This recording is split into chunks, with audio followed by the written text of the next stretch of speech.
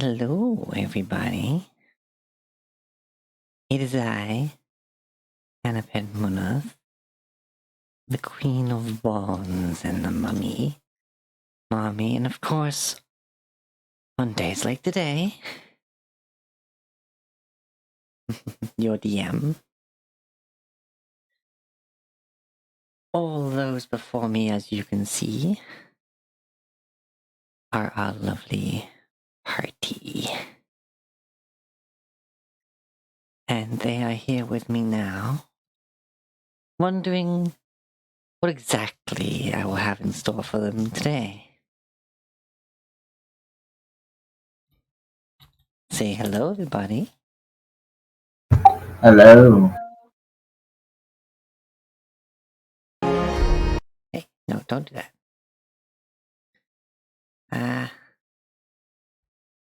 Opened it in the wrong browser, you damn fool. You damn foolish pooper. Okay. There we go. Got the music going. This is again by Bardify on the YouTubes. So, last time, our party had a long time to pursue their own interests. Having defeated the betrayer and seen many things. Each of our adventurers followed a path of their own.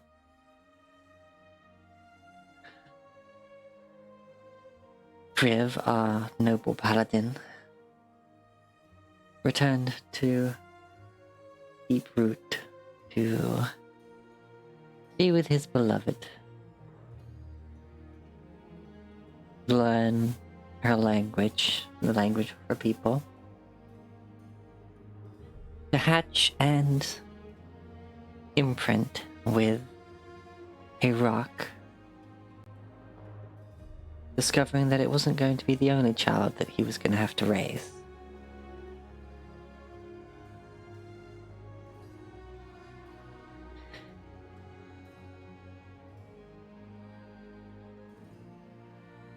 And let's see.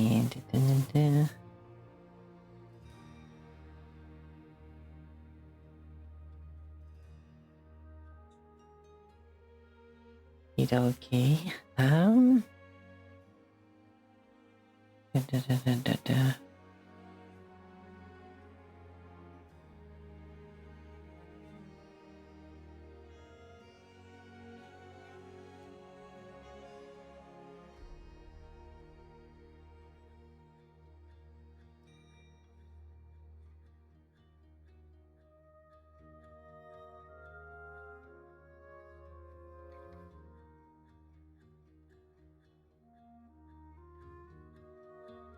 Okay, with Rivet, she spends a little time crafting this plate armor crib, not taking nearly as long as she had initially anticipated. Especially with the help of Bloody Mary and her very well put together forge.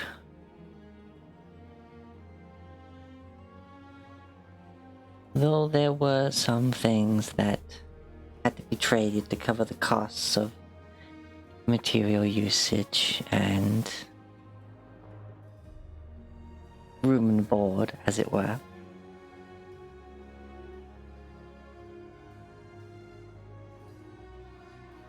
But having a fair amount of money and items to trade.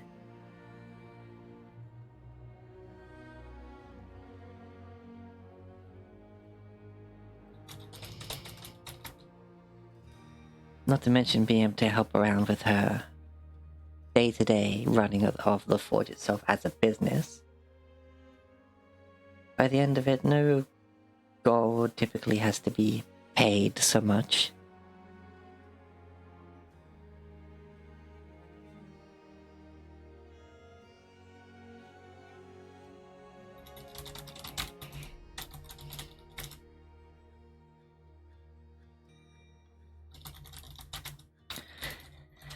we had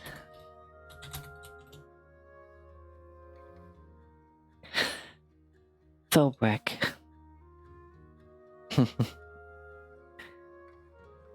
Seeking out someone who had to help him better understand battle,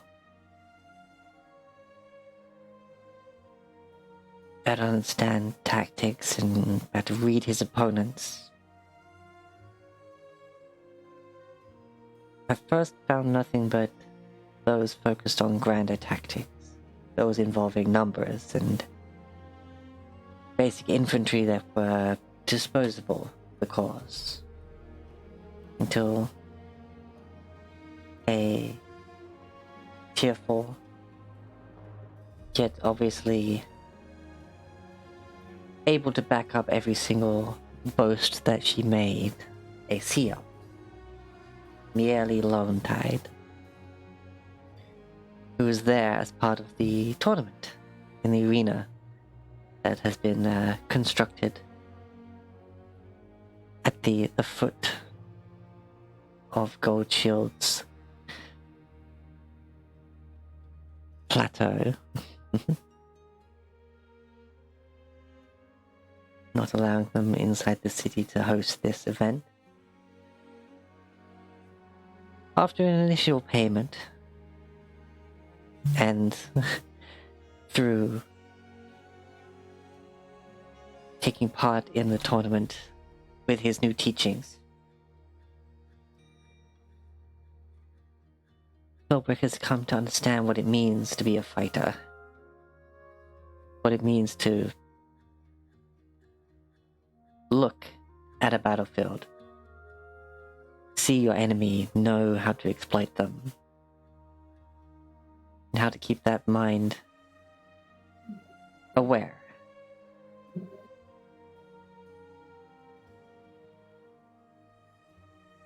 While his teachings as a barbarian still bring the force to his blows, they're now better guided.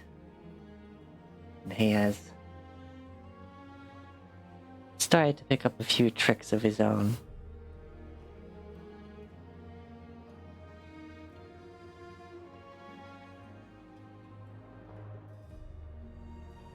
Nakure, not having much of aspirations to do much,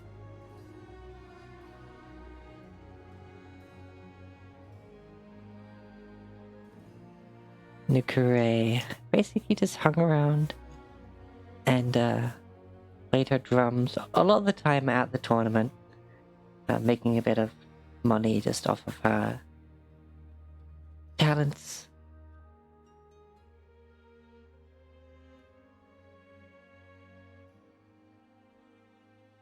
Sarah, after traveling through New Hope and speaking with the clergy there,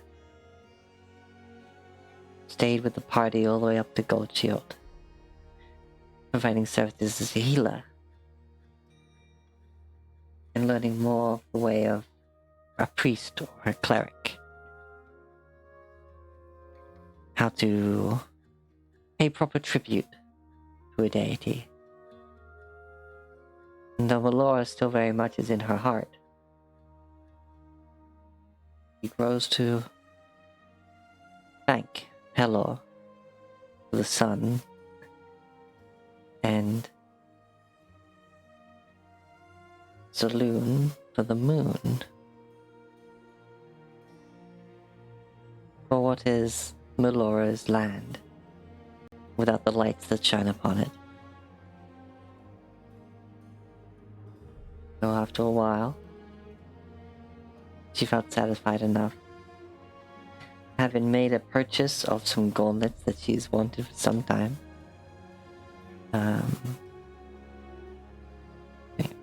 Wait, hold on. Yeah, I think you did, because you had a bunch of stuff to trade, right? Remember correctly? Yeah, I gave up the gloves and the ring, Ring of Fire. which would be hard to wear with gauntlets on. Yeah. Got in contact with Zephyr, who being made aware of her intention to visit, they guide her to a woodland on the western side of the staggering cliffs that lead up to Goldshield, opening a path between trees, allowing her to move directly there and discovers in the sacred grove, having wanted to visit it, is let's see, what is it? I got this. It's Felagi, the metal rejuvenated by the powers of the grove and the strong presence of magic around the burial site.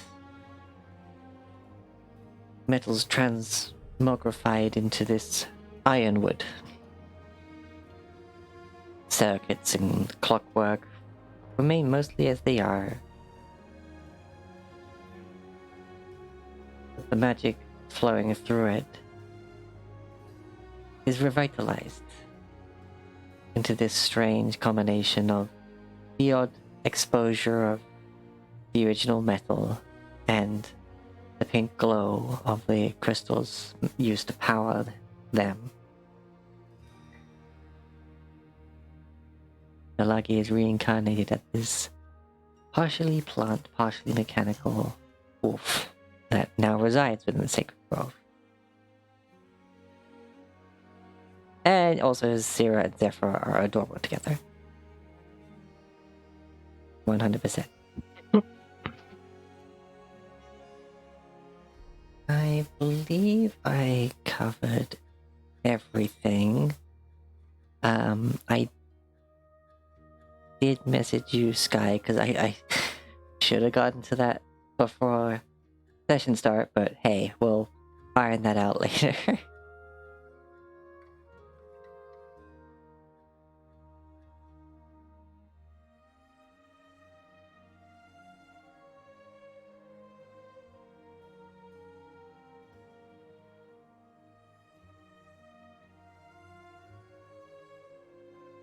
I keep forgetting that I'm muted because I'm using a different keyboard and it doesn't have the same mute unmute button.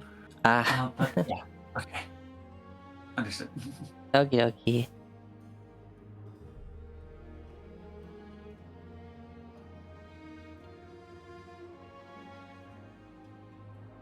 But yes, I think that is a good option. My main reasoning is there will be some materials that you won't be able to work that you may come across in the future unless you have a magical flame. Yeah, exactly.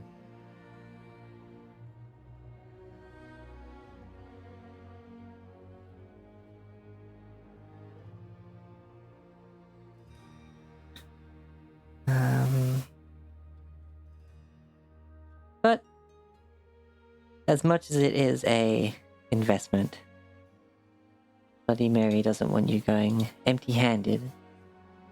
And she said that before you leave Goldshield to regroup with the others, that she was gonna find something.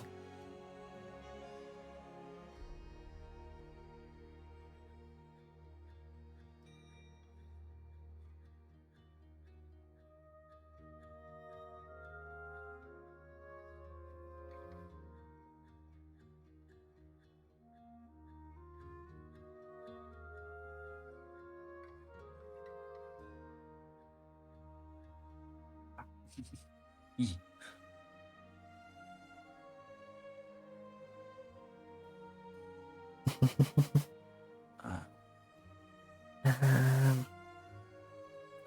I am sending messages. You know what? I think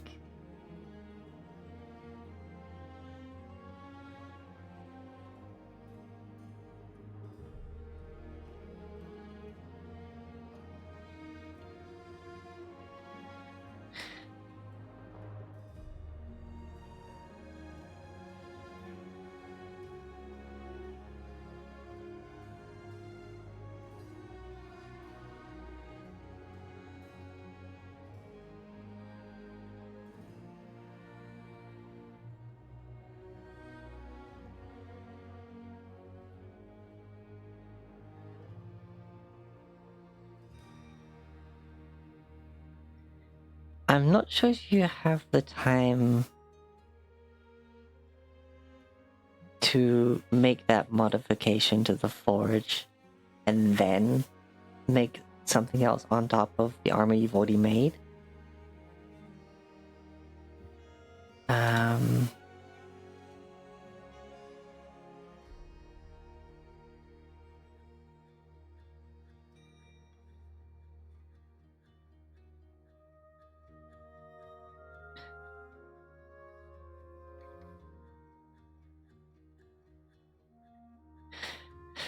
Well, let's see.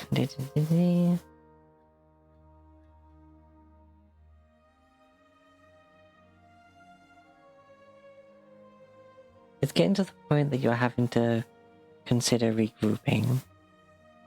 And as the morning rises and each of you wake up in your respective places. Solberg, while the tournament is well and truly over by this point, merely was in no rush to leave right away. Sure, they had other tournaments to get to, but she had time, and she could catch up with the others. She very confidently lets you know. So you are able to get some extra, just one-to-one training, before she does have to start making her way to the next tournament location. I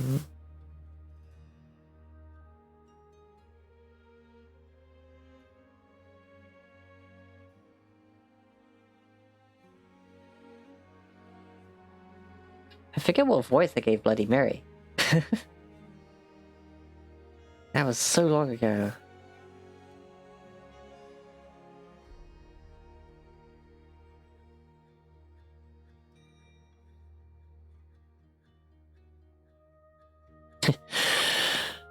Well,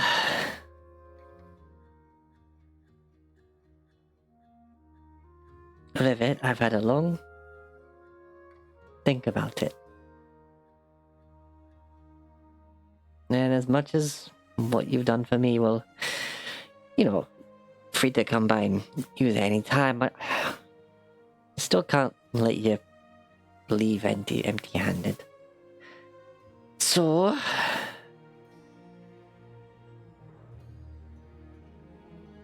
you gotta promise me you take care of it. Okay? I will. Your assistance with my crafting of the armor has been greatly appreciated as well.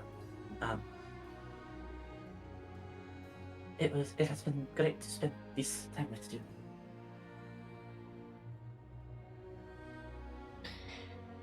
Yeah, and you. And,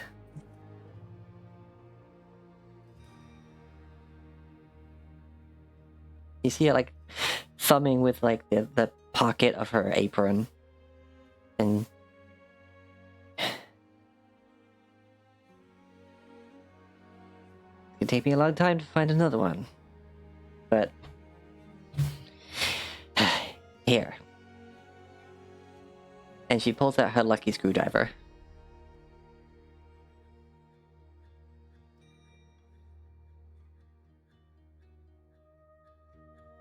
Rivet, lights up. This... I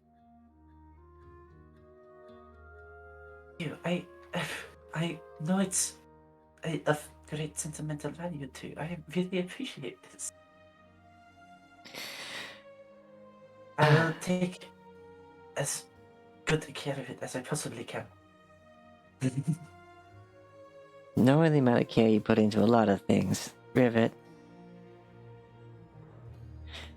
I'd say that's more than enough.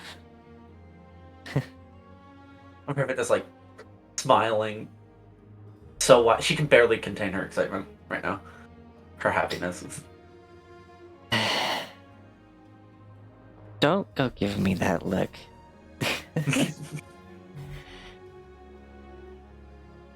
But yeah, it's yours. All right. But you know, if you manage to find someone selling another one, you can just bring mine back sometime. Like, but I guess what I'm like, yeah, sentimental value, whatever. But this past 9 weeks, working together,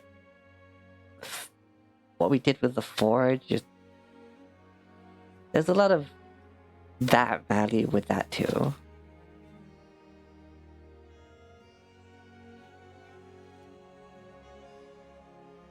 Just don't lose the damn thing. I will not. She kind of reaches back, kind of grabs a bit of your hair, gives it a playful tug, and leans in. Promise? I promise. She lets go.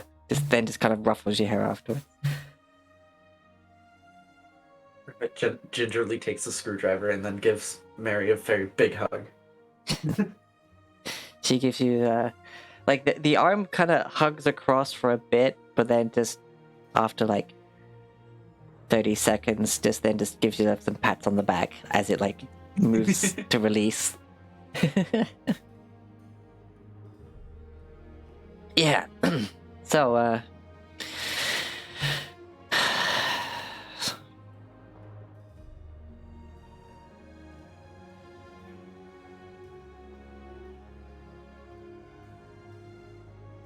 you, yep, so today's the... Shouldn't you be meeting up with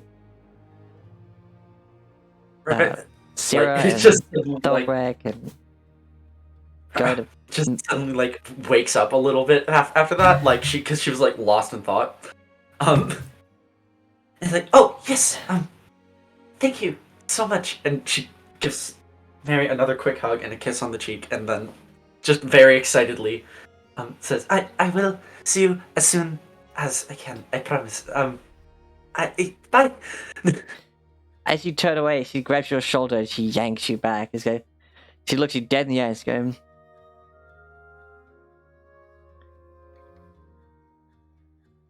"You wouldn't go making a girl I promise you wouldn't keep, would you?" Of course not. She gives you a bit of like a harder look, and then the expression softens afterwards. You're used to her like intensity, affection in the form of basically almost bullying, like, you know. Yeah.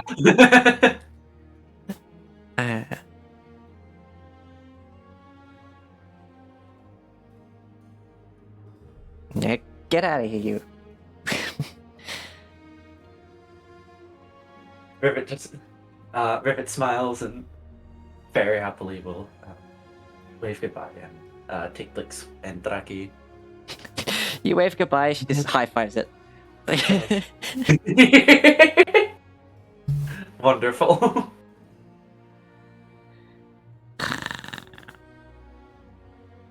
Yeah, and I will head to meet up with Sarah before we and I believe Dobrak is in Goldshell, if I remember correctly. Yeah.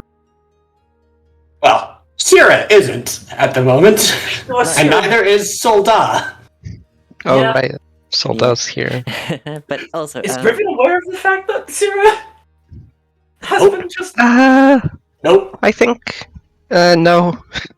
Okay, cool. I don't know the Sonic spell myself, so Alright, I can't fair tell enough. you. Well, we'll be back. I'll be back. Alright. Right, okay, I guess, to be fair,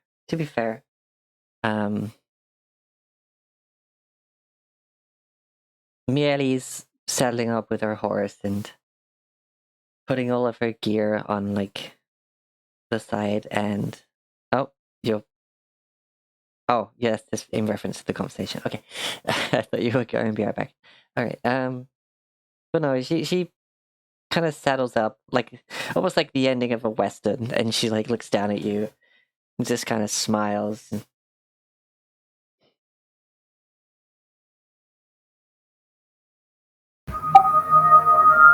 Thank you for all your teaching.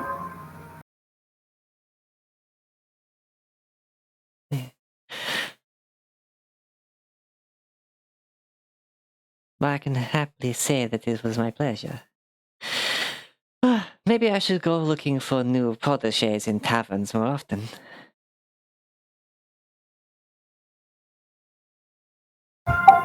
It'll certainly keep your life exciting between fights.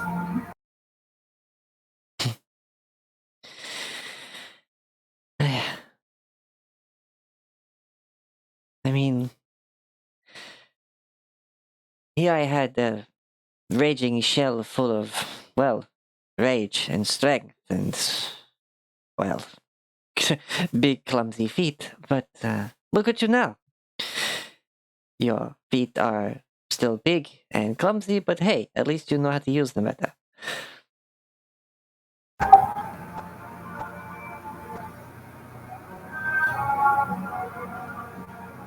I'll miss you, though I don't think I'll miss the bruises as much. If you go too long without bruises, Thorbeck, you're not living life to its fullest.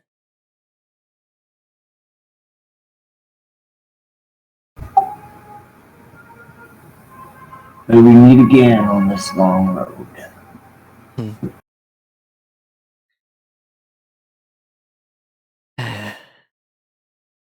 You know the biggest difference I see, Thorbeck? Your eyes have an intensity that's just a lot more polished. Sure, there's still rage in those eyes, but the rage has a razor's edge to it. I hope to hear many stories of you in the future. If I don't, well, I'm going to be finding you to find out why. Rick gives a full body shiver.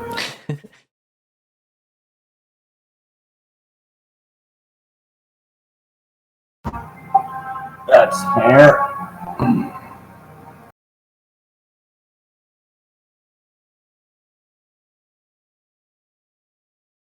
She puts a helmet on because, well, she's going to be going full tilt and it has like a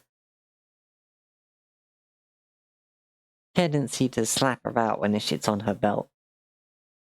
So she goes from this really, kind of, like, you've seen Mary in full battle outfit. When she's got that helmet on, she's that, like, kind of soft, like, deceptively soft-looking face just disappears.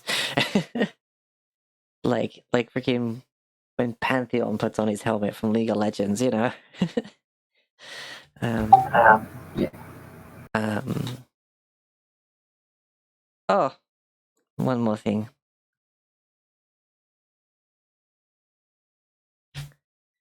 And she like tosses something up in her hand and then just as quick as she catches it, just launches it straight at you. Just like she's almost like skipping a stone, just right at you. But I'm not gonna make you roll. You catch it.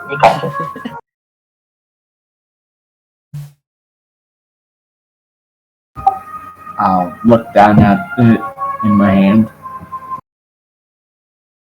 If you ever find yourself in not quite so hot, but as the saying goes, hot water, or in a more realistic sense, deep, dangerous water.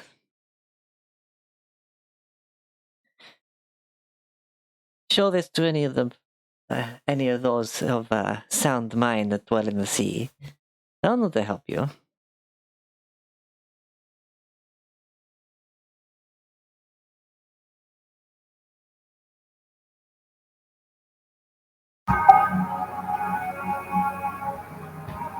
I thank you for this, and I pray I never need to use it for.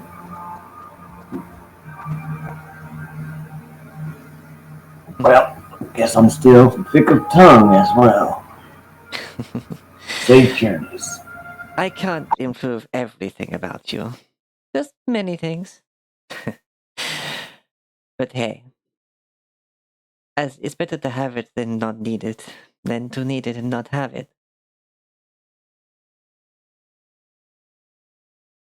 Just do your best to learn to swim.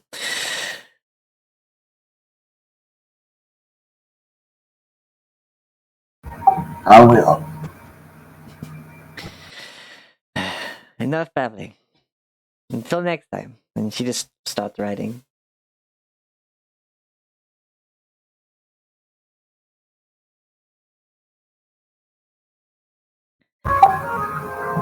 Bearbrick will stand there watching until she's out of sight.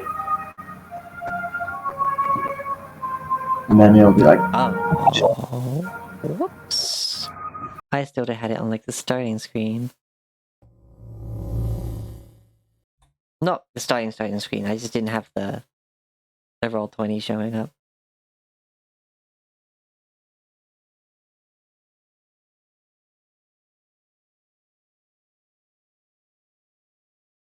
Pop.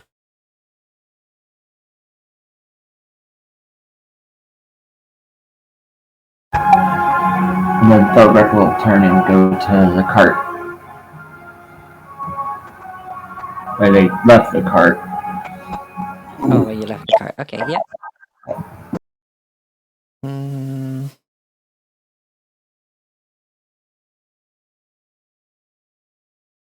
Mm.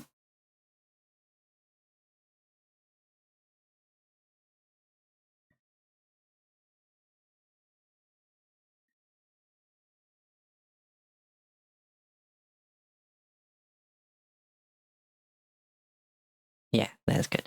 Okay, that's better. Sorry about that. I lost all of my scenes earlier, and it seems when I got them, managed to recover them, some of the positionings were forgotten for some of the parts. I hope that was it. Moving to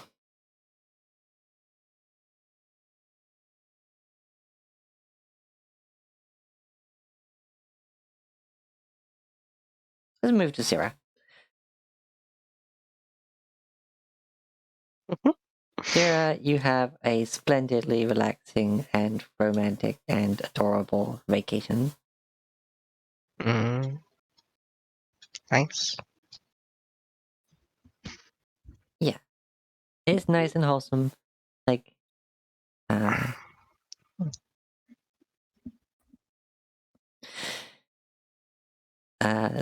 Zephyr over the time gets a bit less awkward and a bit more comfortable. Being honest with the intent of wanting to be your partner.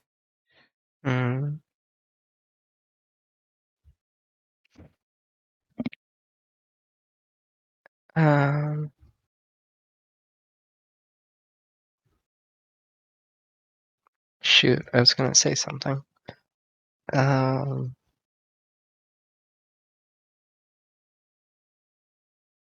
Okay, well I don't know what happened. It just kind of slipped my mind.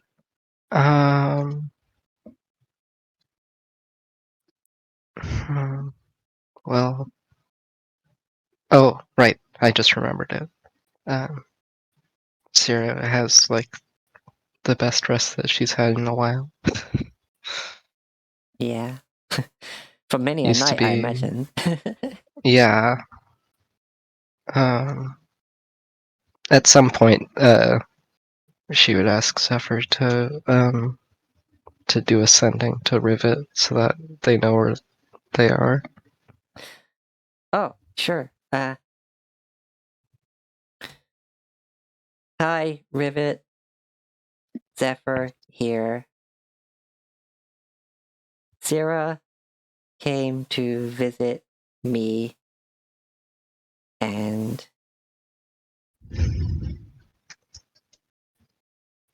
that makes me so happy. She will return soon.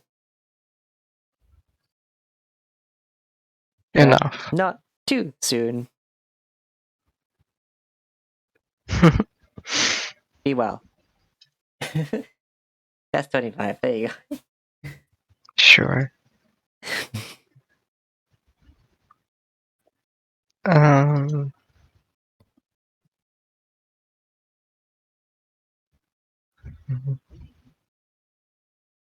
Well, I guess I can look at the.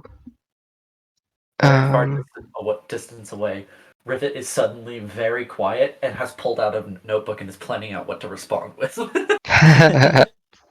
Okay. And I guess I what just you hear is when you probably do a lot of the potion making. yeah. I had talked with Tex about that before, but it's kind of up to you what the timeline is on that. Like how long it takes to make one and Yeah, how much it costs. I saw that kind of. I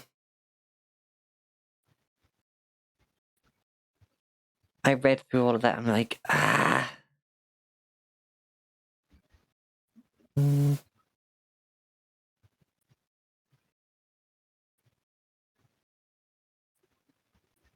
So yeah, like it doesn't take as long as we initially thought, but at the same time, getting enough materials together to keep making so many. Yeah. So, because like, I think like if you were able to maintain. I mean, if we use the Xanthars, it specifically says 1 day and 25 gold. Xanathars. Yeah, Xanathars. Yeah, okay. So how much of your gold are you spending on this? Well, I'd marked down 150, so 6 potions. Yeah, that's fine. Yeah. We don't need. The only one that matters is the last one, really. Like, and I can replenish with whatever gold we have. So. Plus, I made more than that doing healing, so it's fine. Yeah.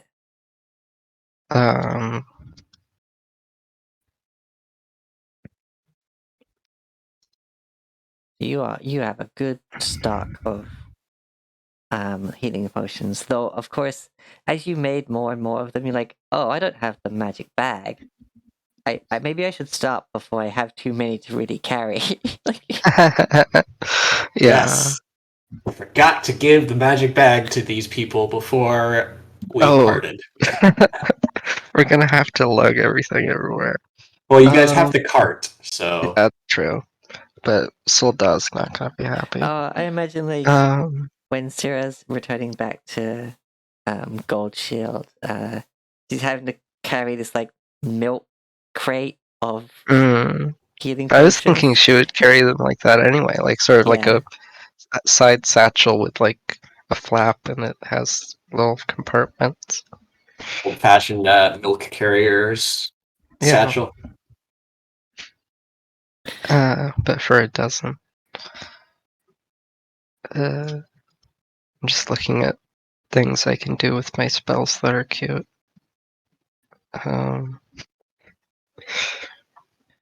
And so many things, and you probably do all of them. Yeah. Because it's such an innocent, pure, and free time spent with Zephyr. Yeah. I'll cast prestidigitation on blankets to make them super warm. And, I don't know. Make a little heart with prestidigitation. I can do that for an hour. Thaumaturgy, I can change my eyes and I can make I don't know what I could make a sound with thaumaturgy, but I could do that.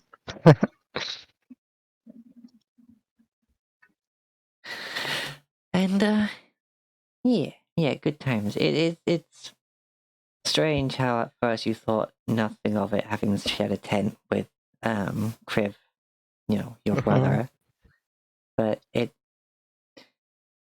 you sleep pretty well, but it's this strangely sort of different sort of comfort that, like, first night maybe it's this sort of like, yeah, this is what this is, and then just kind of start to notice that it's different, but it's still really nice.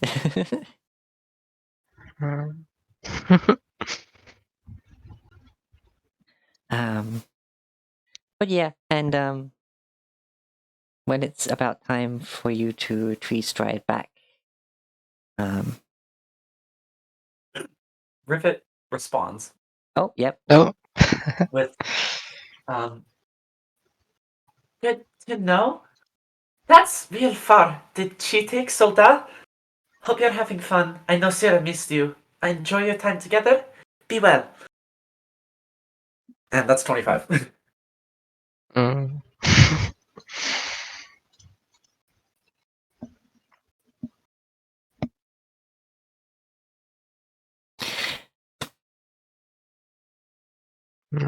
Nice. Yeah. Yeah, it's just any adorable little thing going on in your mind, Maxine, that happens. Okay. Then we move over to Kriv. Yes, Kriv is here. Chilling. Having spent quite an amount of time bonding with your new rock, eventually the beaks aren't necessary. Like, yeah. The visual portion of the beak is like no longer a part of the rock's way of identifying you, because of course, knowing your scent, just knowing your general like shape of the entirety of you, and this thing's a predator from day one, though, so it's very violent, baby. Yeah. And it's rather quickly managed to take flight and go hunting with you, and it's a bloody good time.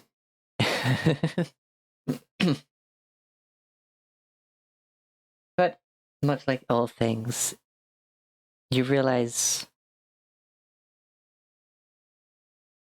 with just a sort of moment of clarity during prayer one morning, you're like, start counting the sunrises. Given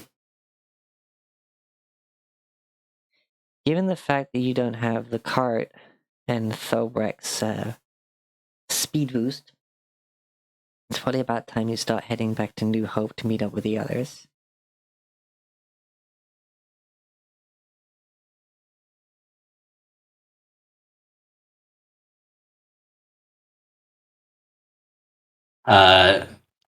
So I named the baby rock, since she is a blue rock, I named her Lapis Lazuli, which is a blue rock. Aww.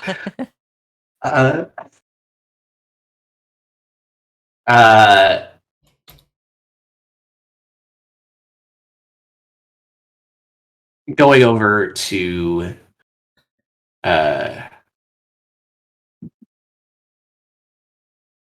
to Phoenix and Lapis and Firebird.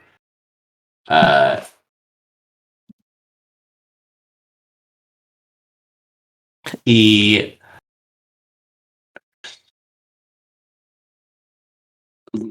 takes a look at Rising Phoenix. I imagine this being sunrise. I don't know. She'd be up.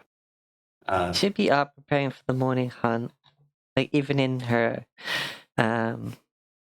carrying child, it's not going to stop her from hunting. No, not given their society, and she's probably not far along enough where she's like, okay, now I got to stop. She has been wearing just an extra layer of leather, like, over the bump, basically. Yeah. He watches her and the child she carries. The two birds, howling around, I imagine. Oh, the Phoenix and the Rock, yeah, in Lapis Lazuli, sorry. Firehawk and Lapis Lazuli. Yeah. He stands up and goes and embraces a rising phoenix from behind. Did we ever figure out I think they were roughly the same height. Negligible at that point. Like one was slightly taller than the other. Don't remember who. We'll figure it out. He embraces her from behind and says, I can feel the quest calling to me again. My allies will need me. I have been counting the nights. I know.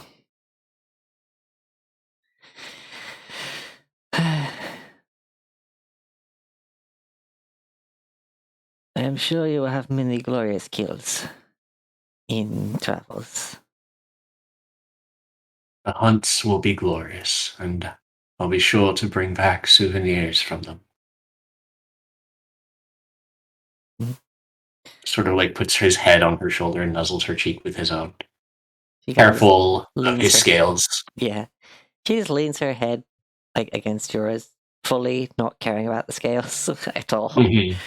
It's like Kriv is more careful with her than she is with herself. Like yeah, definitely.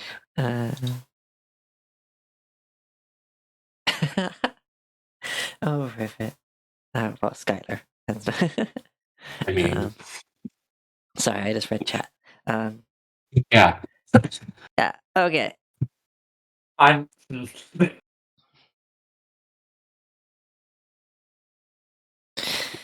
Just make sure to never lose this. I mean, flicks the pendant, and her like as she's been teaching you the swamp tongue.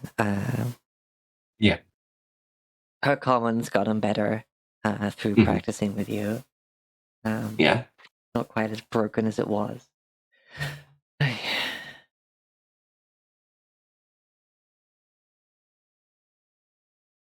Kriv touches the feather and says, it'll be close to my heart, always, just as you will be.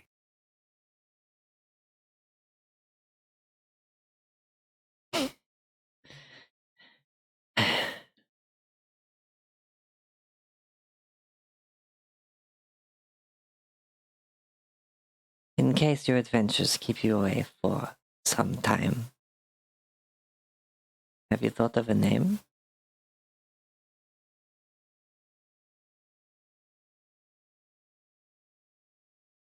I did think of names, but the problem was it was basically I forget what Kriv's parents' names were. They were in my notes, and then my notes exploded. Oh yeah. Because the idea was that if it was a boy, he'd be named after Kriv's father.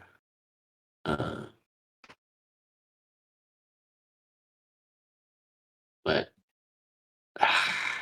my notes exploded. It's fine. Of course. Their birth names. They will earn their name, as is tradition. Indeed. But I thought to respect yours, a birth name would be given to. I would assume that Kriv says what he thought, and then we'll iron out the details. Like, yeah. Yeah, Kriv's father's name for if it's a boy, if it's a girl, Tara, I think was her name. I have it in that one in my notes. I do.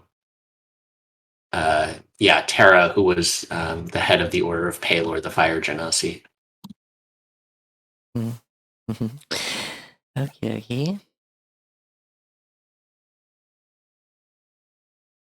Which is interesting that Terra, which is an Earth name, is assigned to a Fire Genasi as opposed to a Genasi. Yep. That's always been a thing she's had to deal with. I didn't catch it when this happened because I only recently started delving deep into like Genasi. 2 words: molten lava. It's a naming thing with Genasi specifically, but anyways. I mean, to be fair, that's exactly her argument when she has to talk to someone about it. Like, the earth can boil and burn as well. Yep.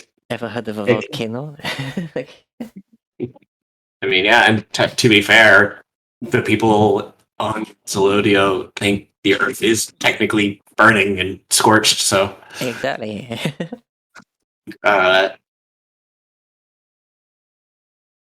Kriv will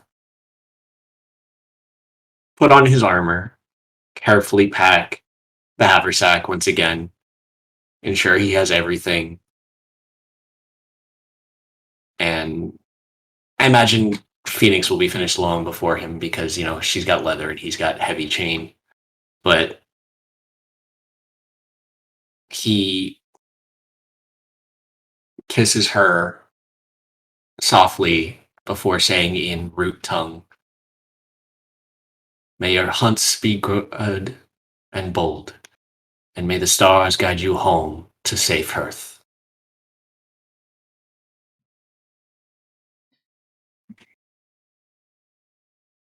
She turns to give you a proper kiss in return, and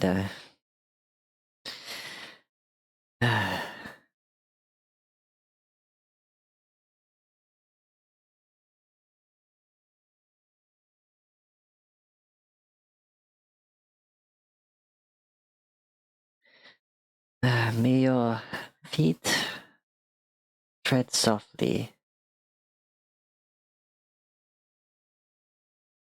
yet remain firmly on the ground.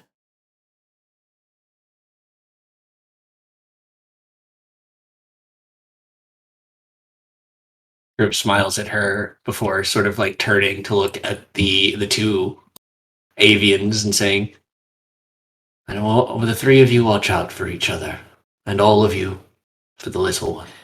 All of a sudden, you find yourself flat on your front as Lapis just kind of comes up and both huge claws just on your back, just. Oh, yep, getting bigger. He strokes the side of her neck, which he knows she likes.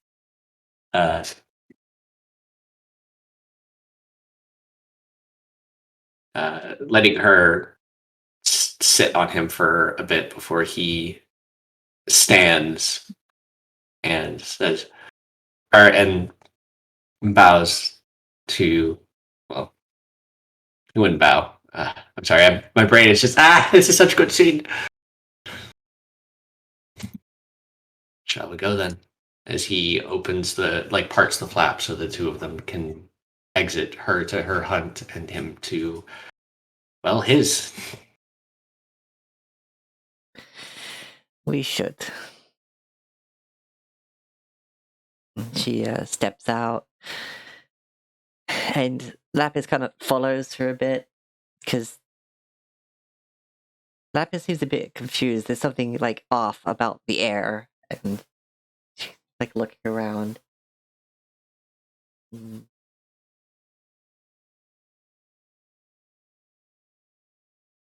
But then Firehawk comes over, and through their sort of understanding, and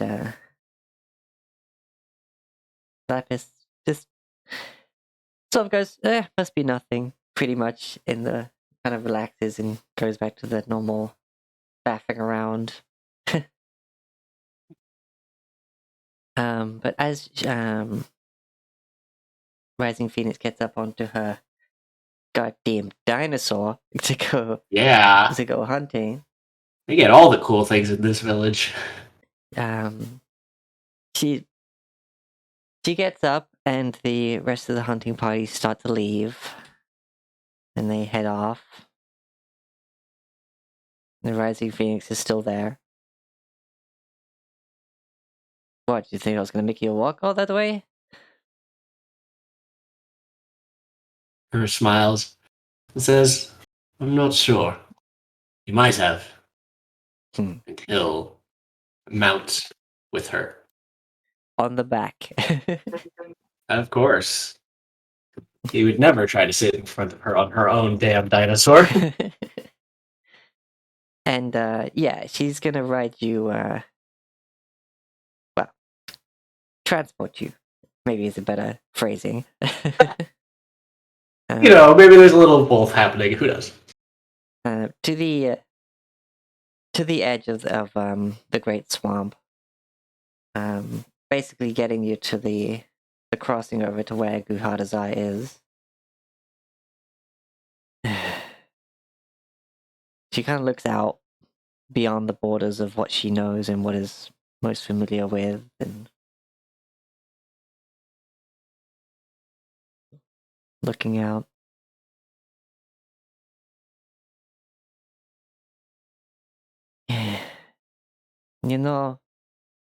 This often told me, this said what? And then suddenly, out of freaking nowhere, this is just there coming out of a bush. Oh, jeez. Des, the woman who once threatened my life. Yes.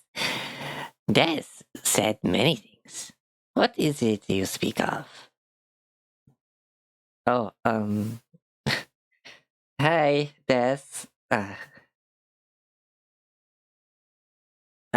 Your tales of Beyond the Swamp. Yes. Many tales.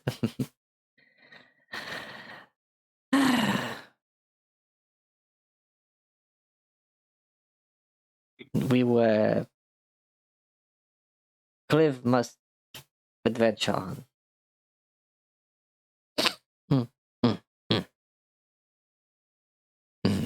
Des kind of looks up at you, and it's just kind of like a constant, very small nod. Like, yeah. Yeah.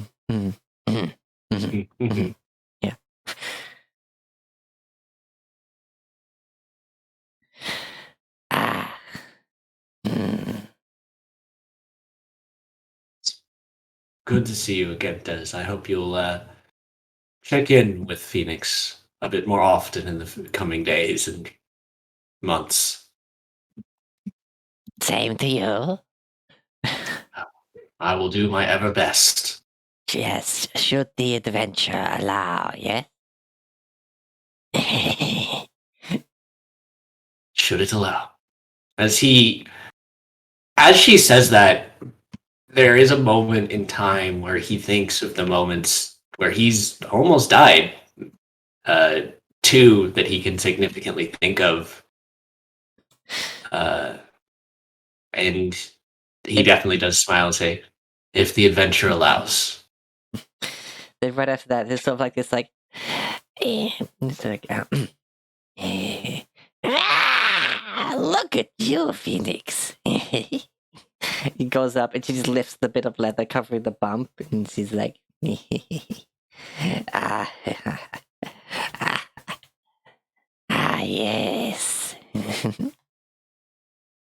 So that's, I thought you smelled strange.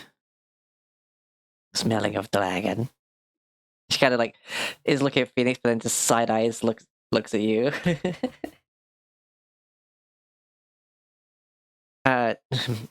Yes, we were having what they say, a moment. Saying goodbyes. Yeah, don't let me stop you. Well, actually, first can I borrow him for a bit?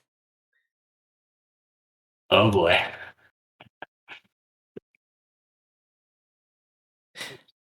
I don't see why Feeling not. rather perplexed, a bit concerned.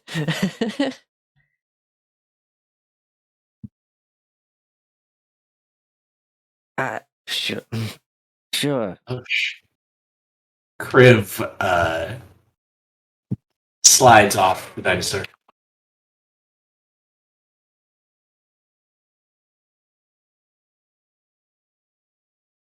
And will follow Dez into wherever she leads him. Basically, only about 10 feet away. Cool. Like, basically behind the bush he jumped out of.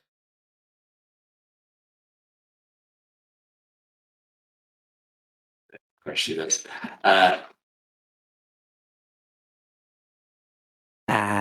So, you came back, you have hatched great beast, and Phoenix is with child. Small baby warrior dragon. Yes, yes, yes. Mm.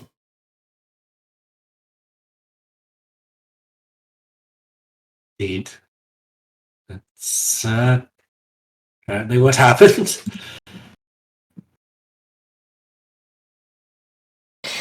This. Wait, is the stream offline? Wait, what's going on? No? Why does my stream manager say it's offline?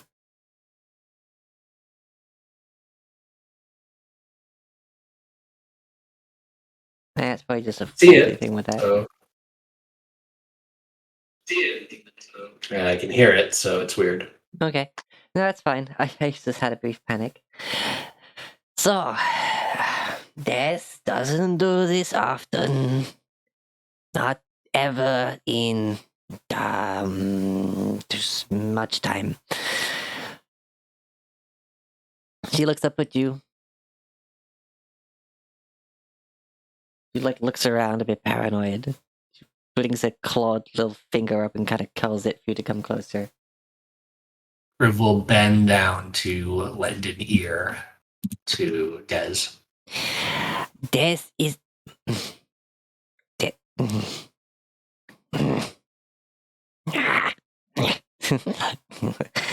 This is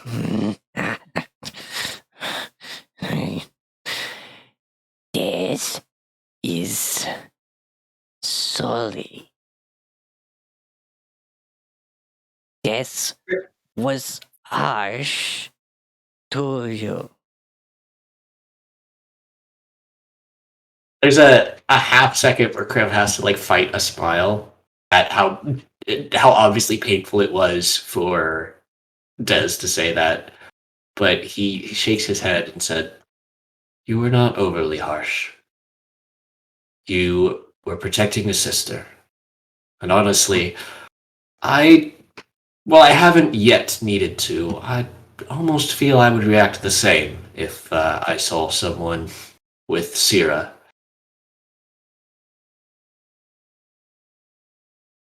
So, I believe I understand, and it is all right. The apology is not needed, but accepted.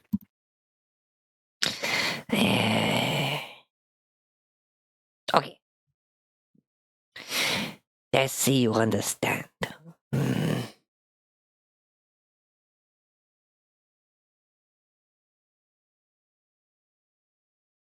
He will sort of hold out his hand as a shake. Keep her safe, will you?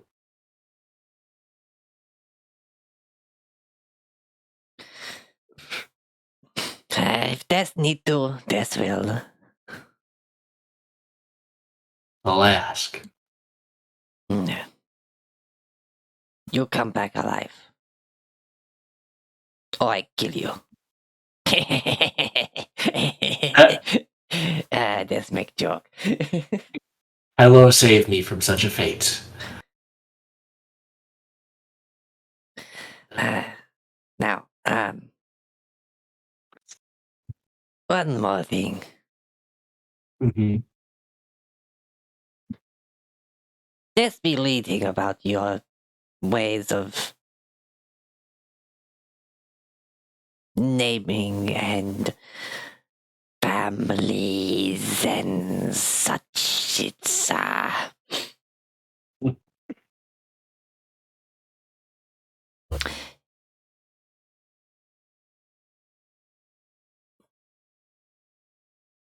this would to be church book,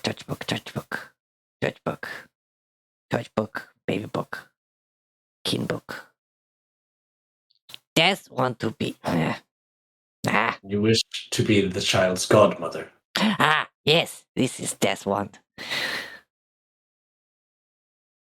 I would feel honored if you were godmother to Phoenix and Maya's child. Auntie Death. Indeed. It's got a nice ring, you think? I think it does. You will be a great teacher to that child. She kind of and puts the claw up from the left side, then just kind of moves it across as like it's like on a cover of a book or something. She's like, Auntie Death Godripper. Yes.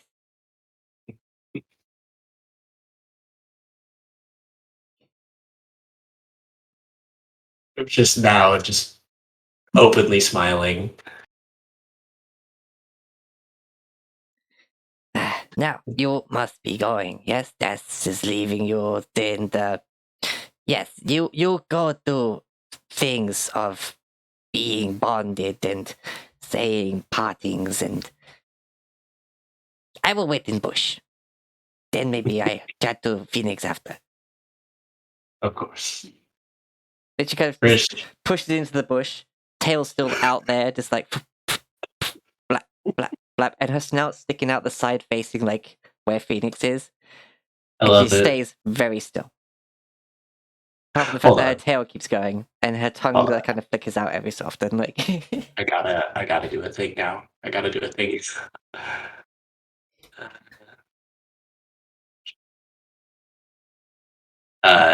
Crib smiles at that and exits the bush to go back to Phoenix.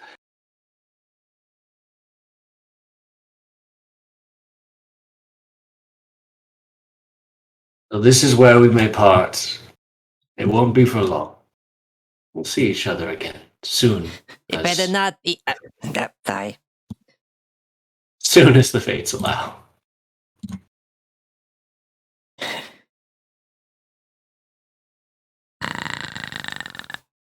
Yes.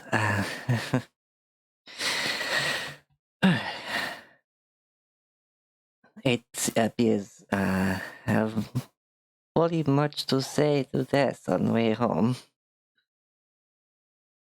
I feel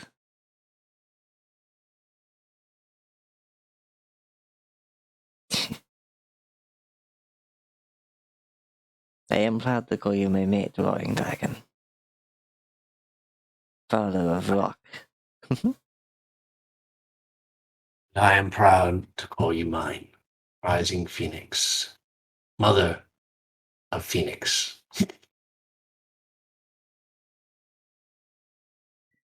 She looks a bit confused for a sec. Heck if I know. It is fine. It sounds nice. And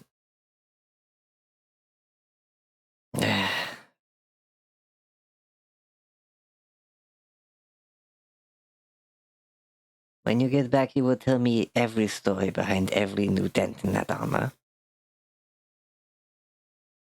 Shall indeed. Every last one until you're sick of hearing them.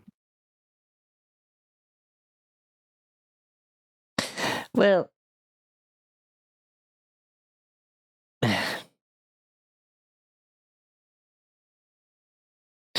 I would stand all day till sunset watching you, staring. Go, watch a paladin. Watch something else for a time. Smiles. I will. but my eyes will always watch the horizon for the next sight of you. And he will smile, step back, and go into the bush so that Des can have her time with Phoenix. And I know that when those eyes are closed, I'm sure it's me you see. Will always see you if I look inward towards my heart. That is what. Common better, just still not. You said what I try to say. Crib's got that charisma. He knows how to use words. Anyway, bye. Venture well, and all the things we said before. And she gets back up on her mount, turns, and starts riding back to the swamp. And then you see that bush that Death was hiding in. You see these massive claws dig into the earth, pick the bush up, and then you just see her start like behind me. Just carrying this bush, tail out, snout at the front, like. All right. I finally finished the thing. Finish the thing. Yes. Yes, that is exactly that. When you described it, I'm like, I have Dez's picture. I'm going to do this. The death bush. Okay, right. So with that, you would all make your journeys back to New Hope. Wait, hold on. I just realized I didn't put the music on loop. That's why it's so quiet right now. I'm a fool. Just distracted with telling our various stories. Yes. And I have so much fun crafting them.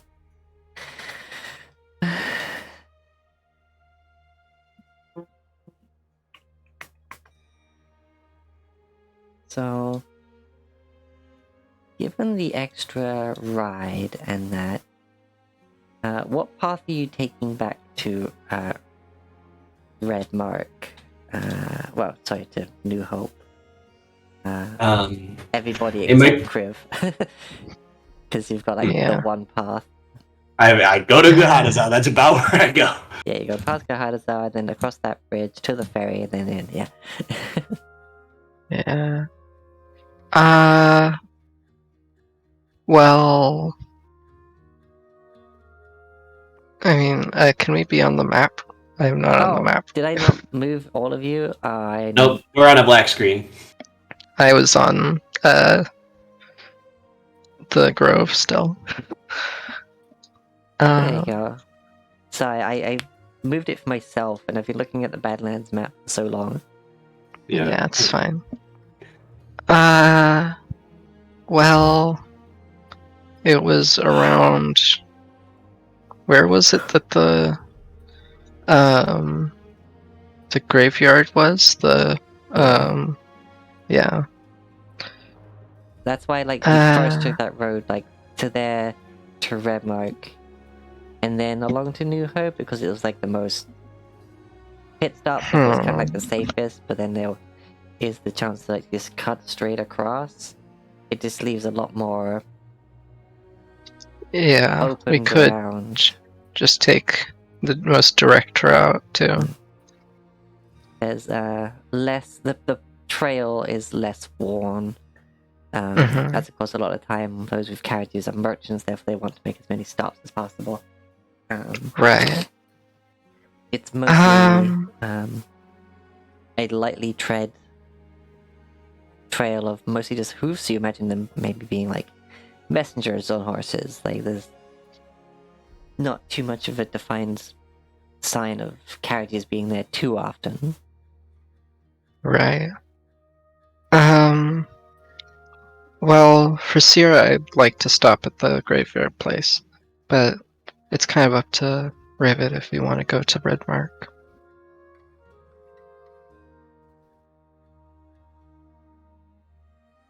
Rivet is definitely okay with that. If that's something you want to do, that sounds fine.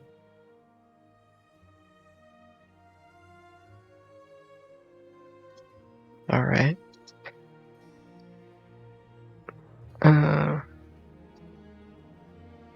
So I guess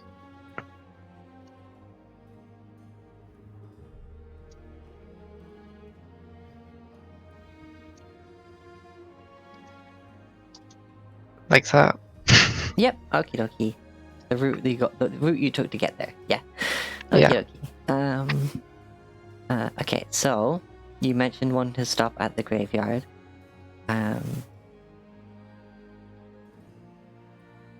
What was a particular reason, or mostly just to pay Just respects? yeah. I don't know. Just see them. Oh, you just think they're kind of cool and you want to visit? Yeah. Okay, yeah. No, they are pretty cool. There's some pretty badass clergy with their freaking Yeah. ballistas and stuff to keep the dead in place. Yeah. They're massive freaking what is it called again? The mace that's also the freaking incense burner thing. Mhm. Fencer, yeah. Yeah. Cringe got one of those. I mean, he Yeah. doesn't use it as a weapon, but yeah. I mean, it Yeah. could be used as a flail. That's a thing that it can be used for. Yeah. Improvised weapons. It's a thing. Well, I mean, it's not like Sarah can help with that because she's not a second level cleric, which gets turned undead. But she'll stay. We'll stay there for a night. Okie dokie. Yeah, you get the same hall. You get the same locked in people on patrol in the night.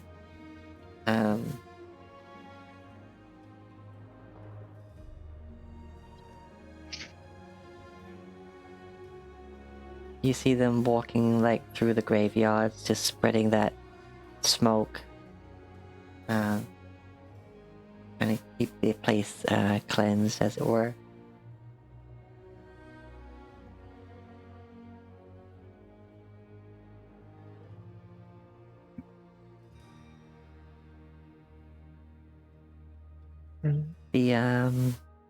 The sister that was first introduced you to basically provide you the hospitality while you were there. Is glad to see you. I must ask, you have come to merely be in our presence. This is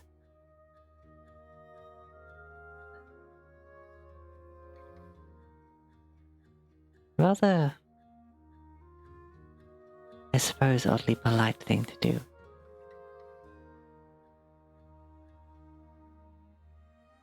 There's no need to really have a motive or intention to visit someone that you respect.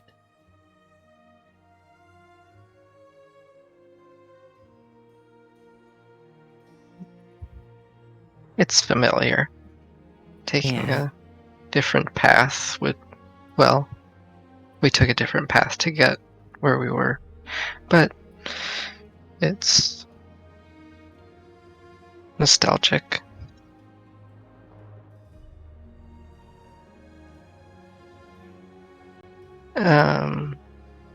The comfort in the known. Especially after all the unknowns that have happened recently.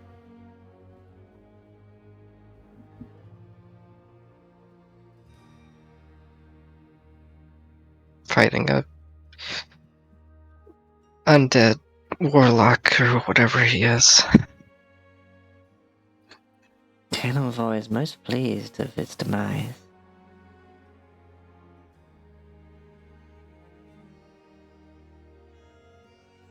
I'm sure not many noticed. I'm sure too, but such undeath and the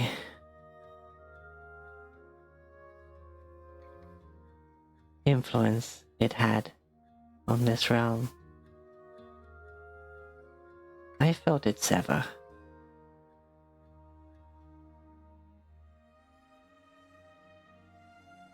Yeah.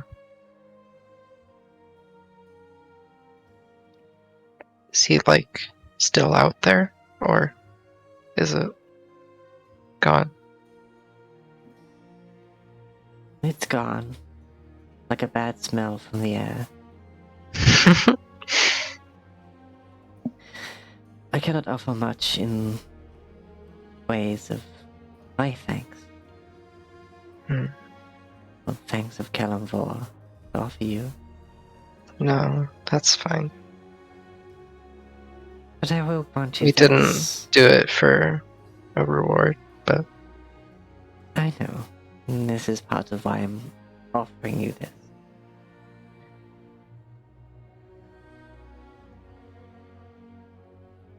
Is there anything... Ooh. I see curiosity behind those eyes. Exactly, yeah. I will allow you one question that I cannot shy away from. Just one.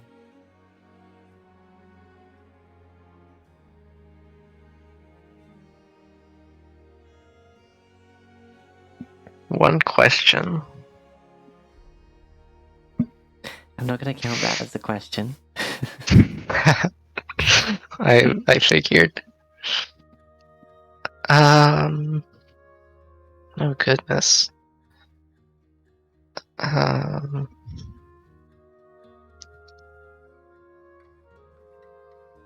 hmm.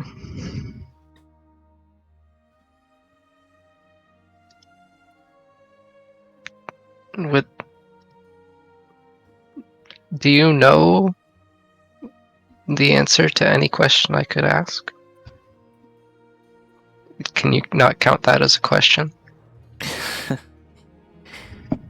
I suppose inquiring the ground rules is fine, though I am not all-knowing.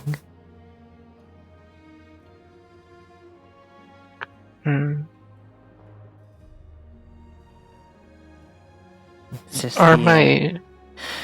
the look of utter bewilderment the first time you came here, compared to the open-minded curiosity I see today. I wish to nurture that thirst for knowledge. Are my parents still alive? And doing well?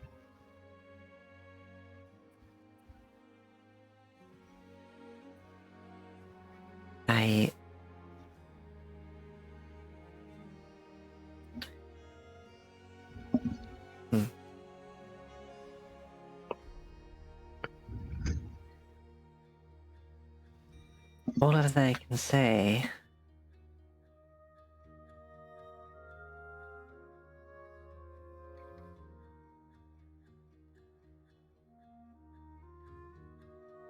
wait, hold on. I cannot sense such things. Those that I sense are mostly of undeath. Though I have not detected any undeath in the sky as of late.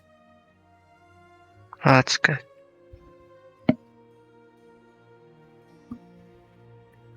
I suppose I was rather vague. I meant in terms of our church, our Kalimvor, our ritual. I see. Well,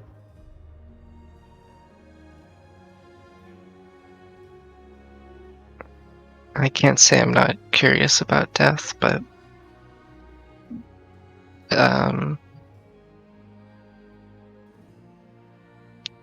if you don't mind, I'd rather avoid not knowing much about it until much, much later. If you'd allow me to postpone my question.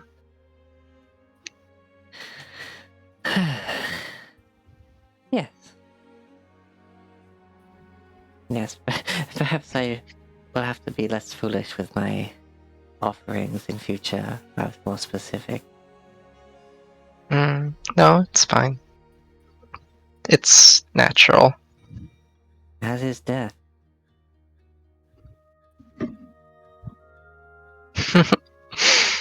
Well, good night. Rest well. Oh, Though you, unlike some others, are allowed to wake up. yeah.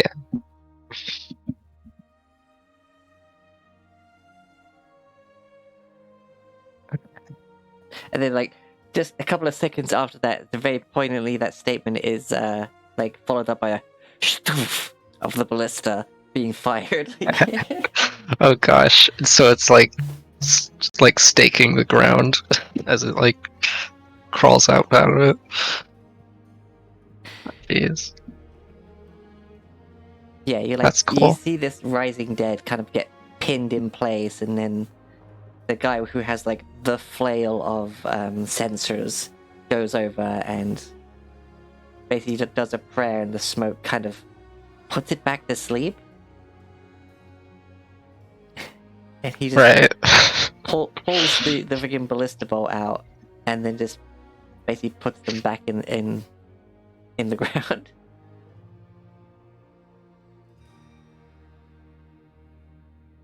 Yeah. Alright.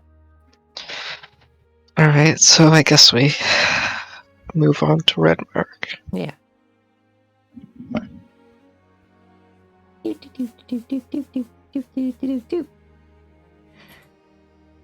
As you enter into Redmark, okay, hold on, let me measure. Okay, 1, 2, 3, 4. So it's getting like towards the evening that you just about get into Redmark, and you see that oh crap, I forgot to check my notes and stuff. Did we decide on a season? That's currently What active season in this it world? is? Yeah. Well, it's been. I think it was kind of summerish when we were when we first got to New Hope, because there was lots of farming going on. Then it was couple months after that, and then probably a couple more months after that. So we're coming into probably either fall or winter, if it follows a 12-month cycle. I don't know. Yeah. Okay. This is very appropriate for Redmark. So even though you get there quite late, there's a lot of people still outside. There's still like stalls set up, and you see a lot of pumpkins. As there's basically a in this much smaller, much more quaint village of Redmark, the bustling trades managed by the three sisters.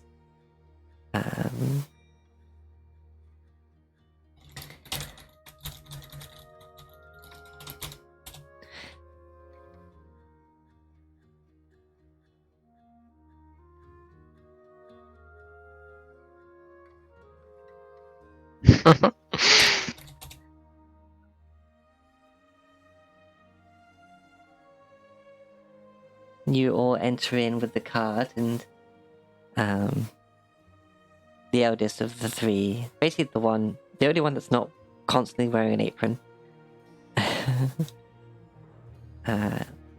approaches and is like, "Oh god damn it, their voices.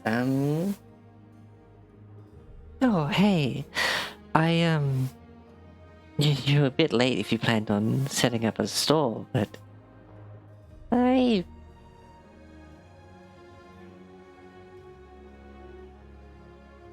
I'm not too familiar with your faces, but I feel like you've passed through Redmark before.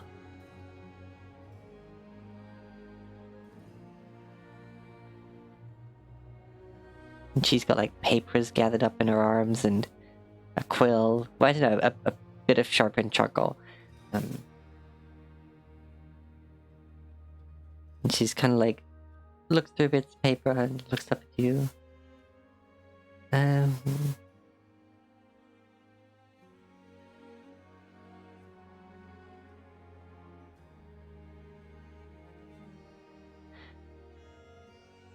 I'll take it by your silence that you're just here for the festivities.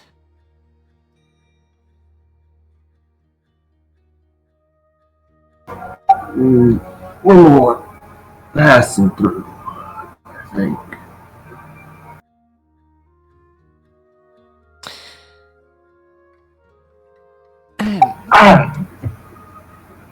Well, I have to say that I object to that.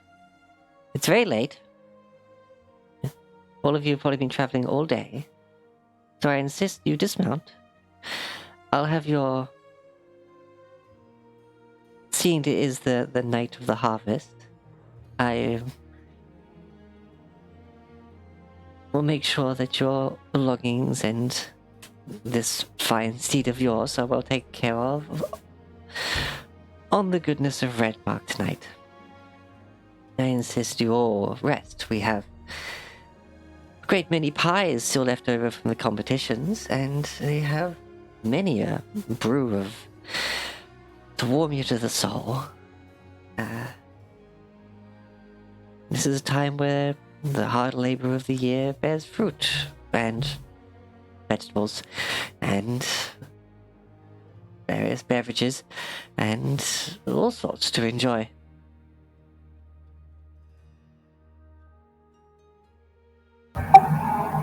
We thank you for your hospitality.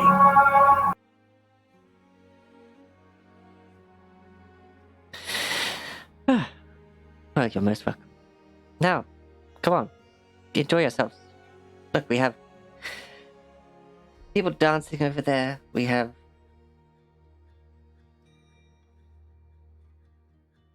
well, that's not planned over there, but if there appears to be some arm wrestling happening over there. But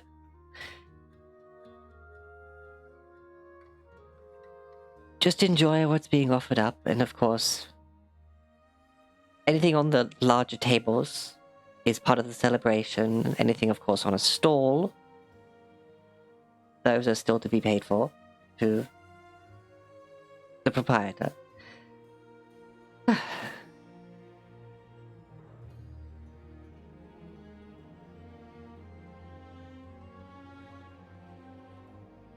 And she gotta just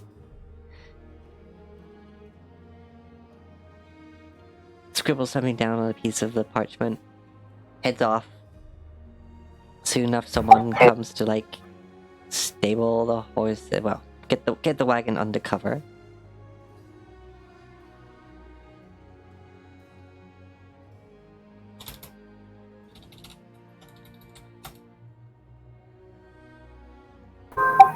Or she walks off, Dobrik will tip the sister a silver, and whoever moves the cart a silver.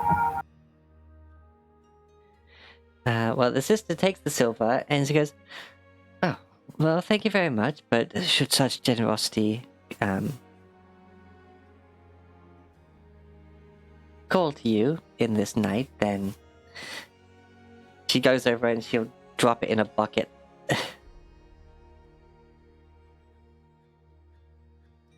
Feel free to give it anywhere you see one of these carrying coin, then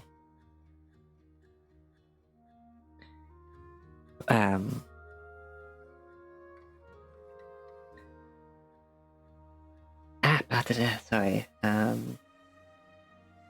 Please see that that's where the coin goes. It's well, approaching the winters, it's going to be covering any repairs to the town and making sure everyone's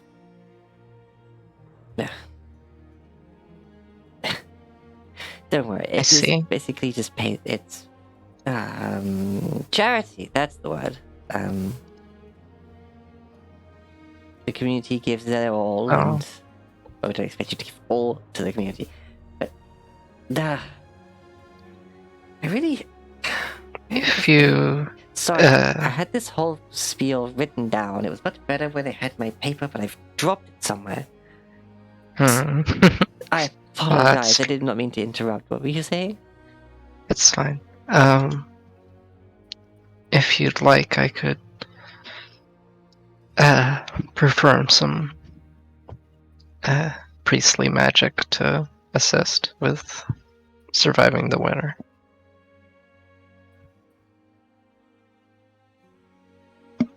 I'm ever so curious as to what you mean by that. It's still good fuel. I can create drinking water. I can purify food that might be slightly off, and it is not magical, but I can pray for your for Melora's will to include your well-being. Oh, well, ain't that the sweetest thing? And you see the one of the other sisters, the seemingly middle one.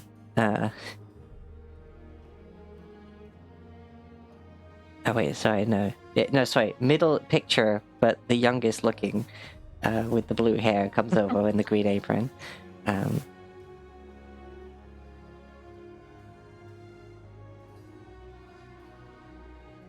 Well, we always make sure to keep warm the hearts of the people. So if you keep us in your prayers, then well, be mighty thankful of that. Any of that magic stuff, I think I heard you talking about. I don't know if that will last all the way to the winter, but I tell you right now, our stores are doing fine. All right, that's good to hear.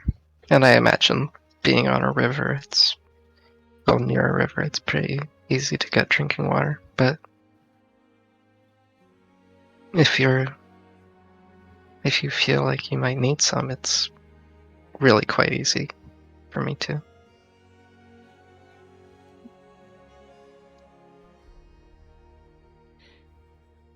Well, wouldn't that mean that you'd kind of have to stay here till the winter?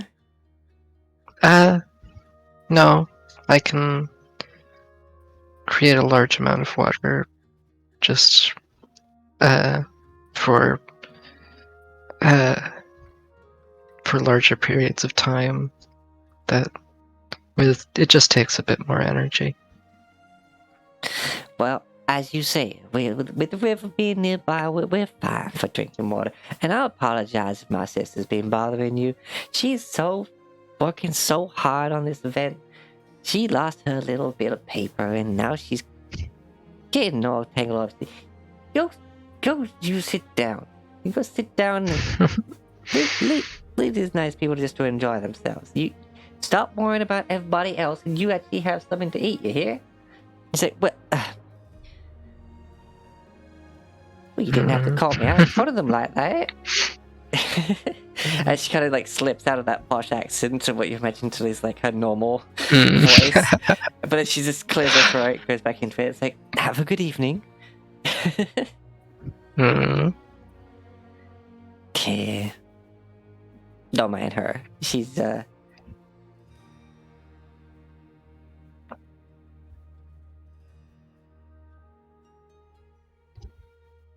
It's funny.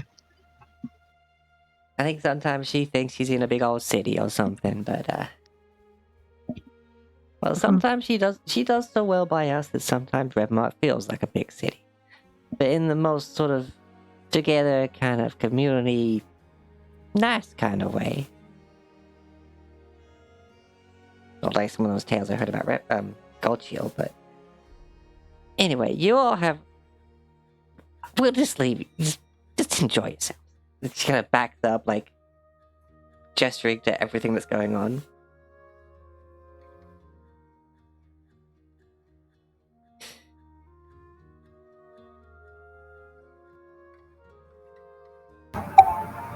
Bye.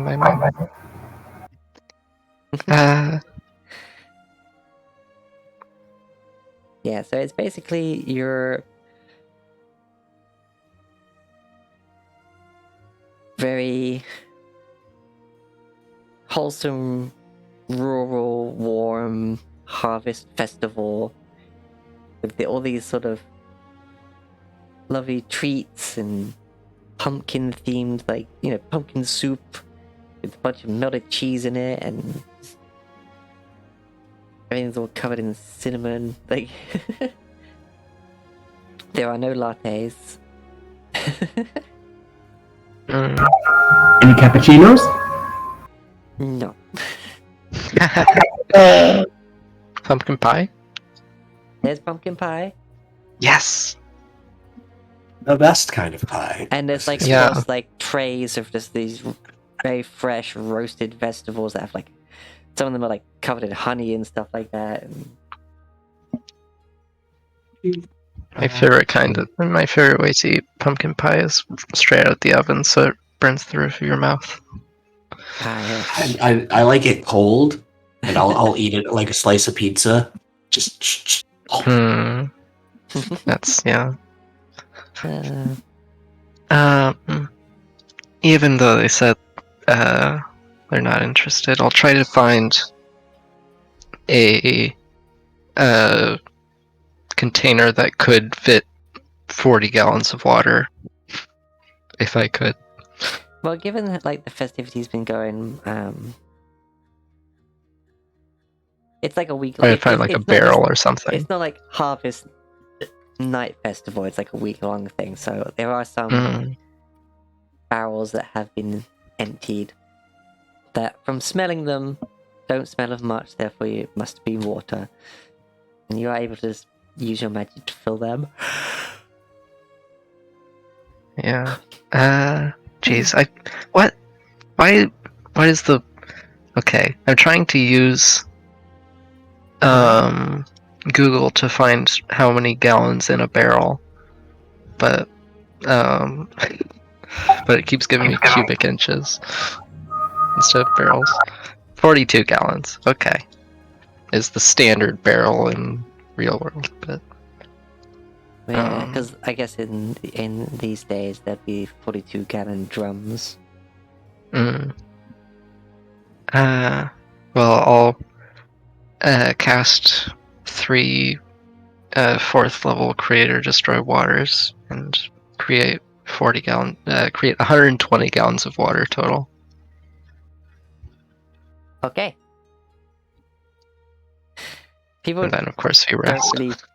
people don't really question it, but there's this whole thing that, like, yes, they have the one inn with a few rooms, but this whole festival scenario, there are like these large tents that are like warmly lit that you basically like are like extensions of like the inn and stuff to have more places for visitors to sleep. You have these big old festival tents of these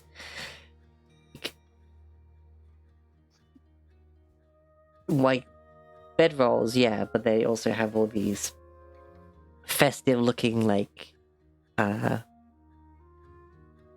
blankets, basically. They you pay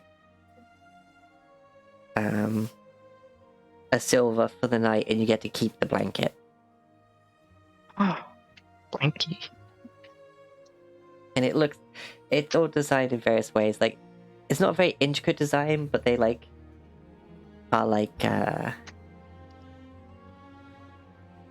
in the autumnal colors. It looks, if you like squint real hard, it may look like a pile of like the autumn leaves, but it's more the fact that they've just kind of had to like just dyed it with sponges by going like there, you know. just to give it the coloration. And oh, and Nukure, yes. Nukure is with you. Nukure is having a blast. Joins in with the bands with the drums. And enjoys being doggo. One question on it. Mm-hmm. That donation bucket, was there just the one, or were there some scattered over the town? There's like one, like everywhere there's like a set of stalls, there'll be like one in the middle of them, and then like one in the middle of them. There's one like in front of the stage, and there's one on each of the large tents, where basically you would put the silver for your stay in there, and they'd hand you a blanket, and then you just lay down wherever and went to sleep. I think Crane isn't there, or he'd be donating all of his money. Well, as I was about to say, through the night, Dobrik will donate 50 gold, but he'll like do a couple here, couple there, Okay. and leave 50 gold for the town. Aww. That's such a nice party full of sweethearts.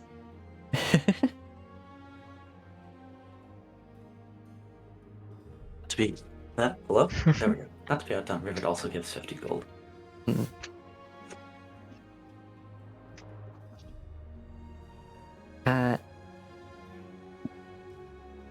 Anyone? Is everyone just kind of like moving to the food and stuff like that, or is anyone gonna like look around for anything curiouser? I mean, of course Rivet's curious, yeah.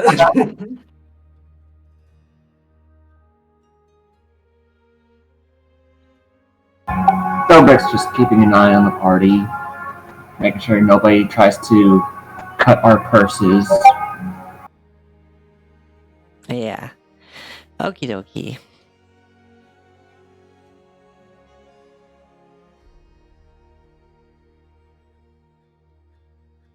So.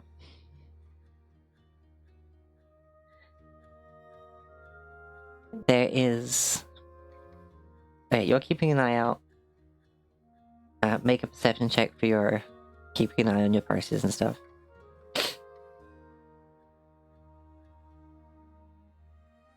And I guess Rivet needs me to give me a curiosity roll. Which will probably be investigation. Alrighty. You don't notice anything go missing. Curiosity roll, you're wondering about, looking like between all the stores and stuff. There's mostly cellars and stuff like that, and then you look, and in the corner of your eye you notice something.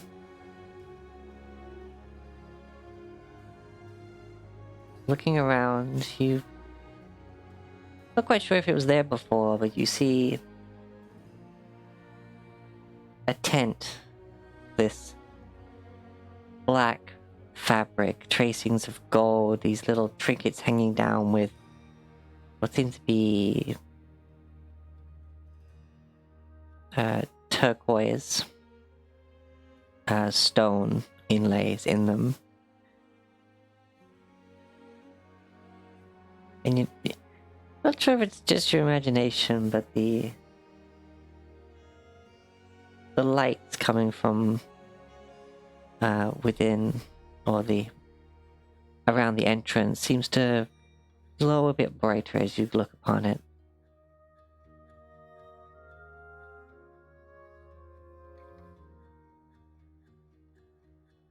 Alright,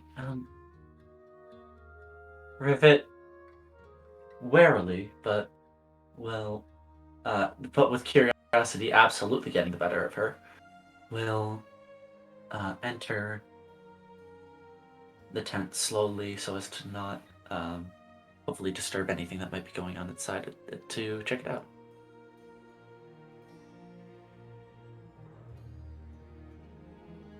Alright, heading towards the tent and checking it out, you see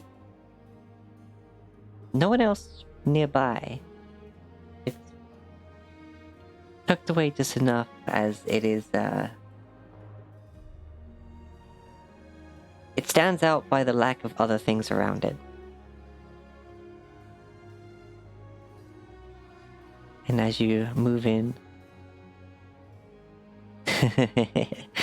as you move in and peek your head into the flap, there is incense burning, smoke, and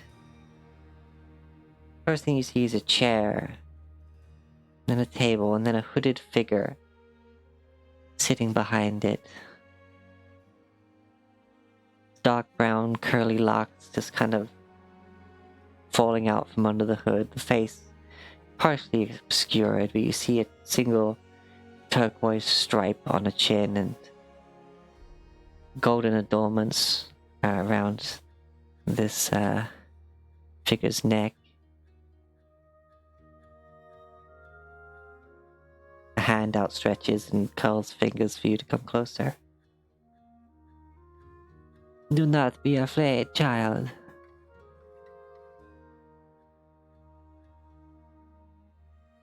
Rivet very cautiously enters, and as she does, she mutters a just make sure I understand. Yep. She quietly mutters and like an eldritch incantation to herself and casts detect magic.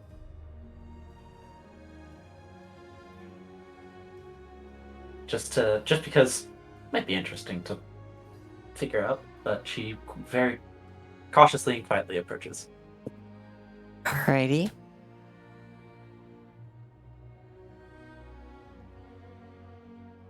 As you cast detect magic, you see the whole thing light up. The tent, the smoke, the chairs, tables, her. It's kind of blinding. Not painfully, it's just more like you can't make out details of everything because everything's got the bloom set to high, you know? Yeah. Rivet definitely takes even greater caution now. Pulls her bag of holding around her side so that she can easily reach into it if something seems to be going sideways, and says, what is this place? I did not see any signage on the outside.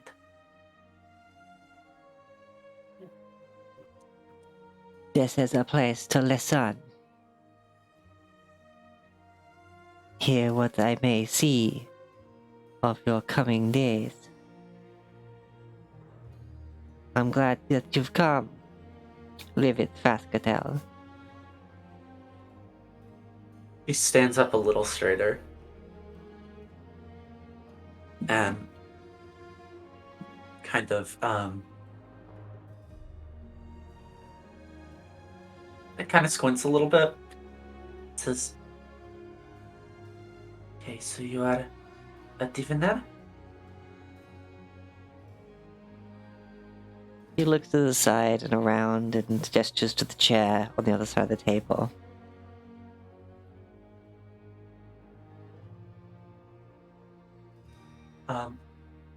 The magic in this area does it have a spell? Not a spell. A school of magic associated with it.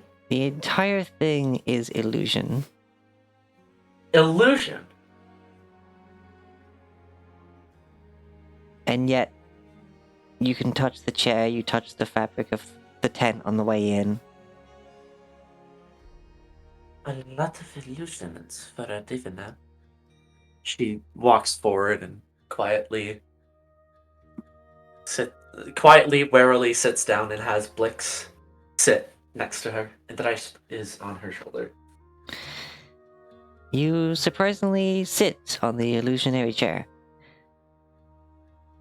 She's like very cautious and confused, but this is also a festival, so she's not as like she's not too worried, but it's worthy of caution regardless.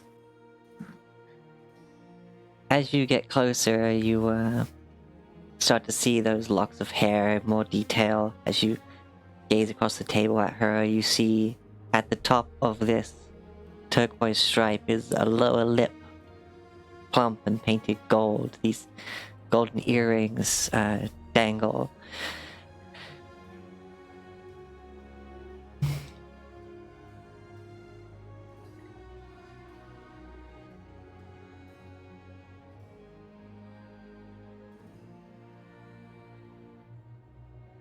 I tell you now, Vivid Vascatel.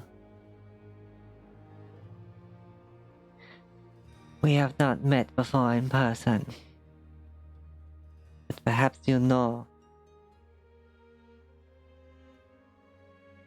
of me. And she straightens her, like, lifts her head a bit to be more, visible.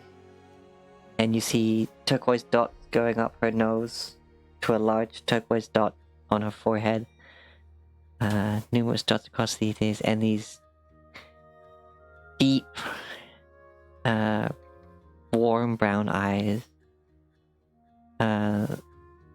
lined in gold.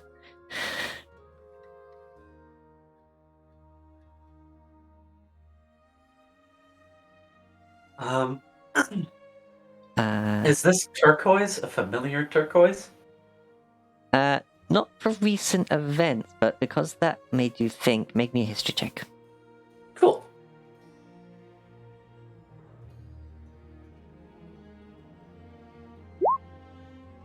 Oh. 27. Okay. You've Nat seen this. 20. Actually, you know this person. Oh. As you kind of flash back to the times that you may have seen her in brief passing. Those, who speak of the astral pool back on Olcor.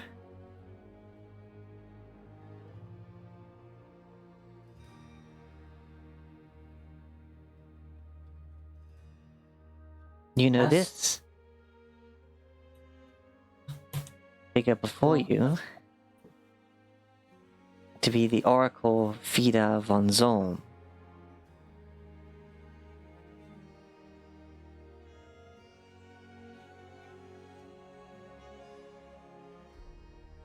You are from Alcor.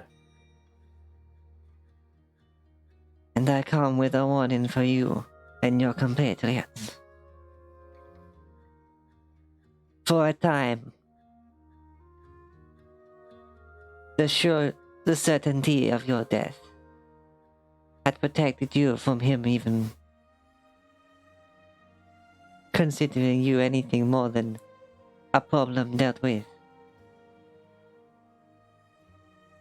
O'Hagan is aware you're alive. And I have seen what may be. I just hope it is not what will be.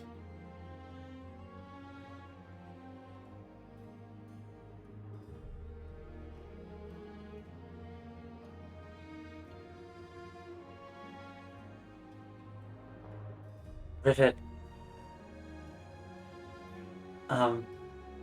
Seemingly suddenly remembers herself and then, very awkwardly and kind of in character for her, she stands up, politely bows, and then sits back down. And says,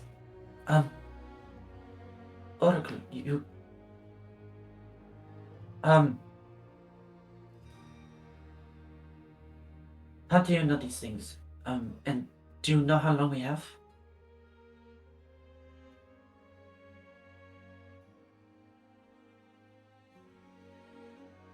for... It is, of course, my gift to see things, but they are not always so specific. Though I would be cautious the next time Zolodio casts her shadow upon upon the Badlands. I have been here too long already.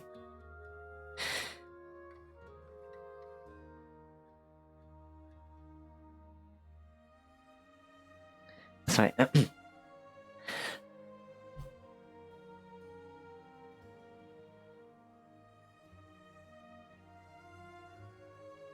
Sorry, yeah. Just be careful next time Zolodio casts her shadow upon this land. The dragon's eyes are open.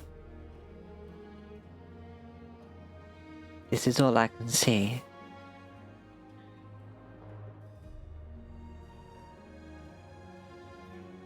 I hope it is enough. And I am sorry I cannot do more. Your assistance is greatly appreciated. Welcome.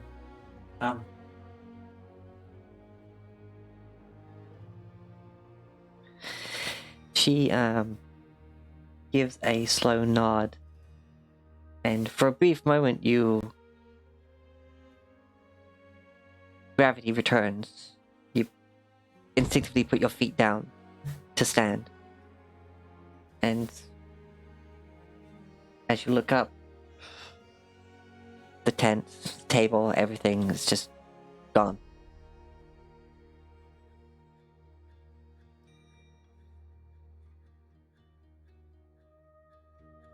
It's okay. Okay. Rivet is shaken. And she heads off to find Sarah.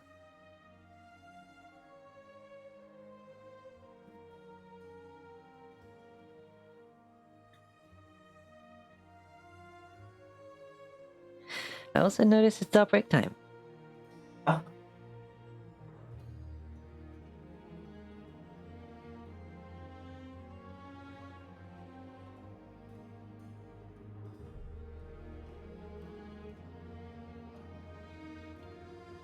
Uh-oh.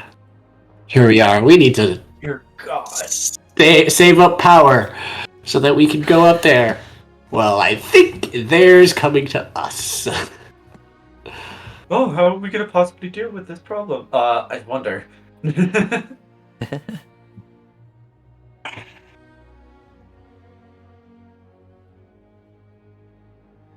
Well, yeah, I remember her.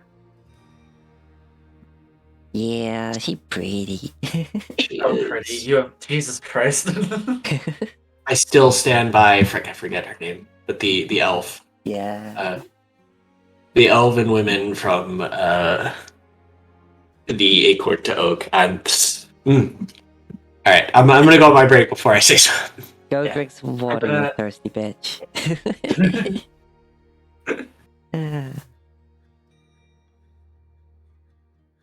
I can't talk though, I should probably just say that in the mirror.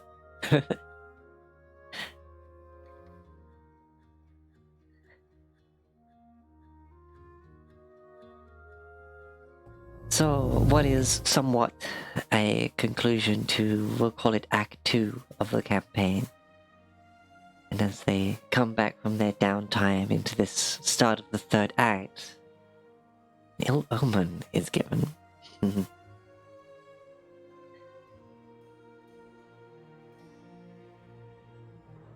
Hope everyone's enjoying the session so far. I think we got a few viewers. Hi there.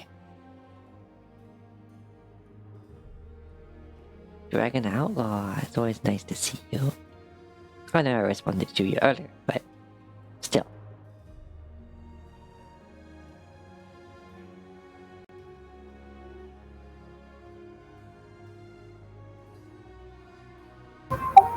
Yeah. All the shy people ended up with the festival. Yep.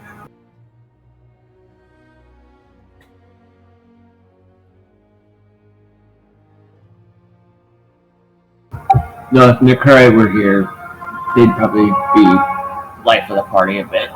Oh, they are. They're about. Like, they kind of doggoing around.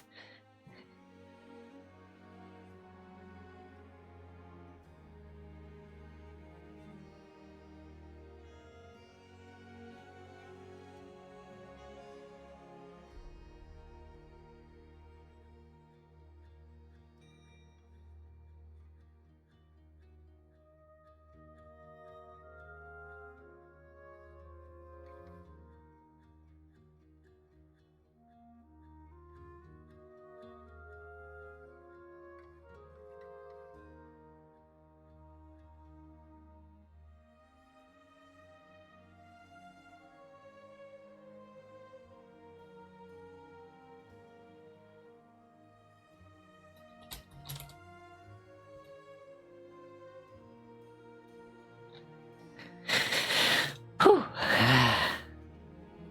This is fun.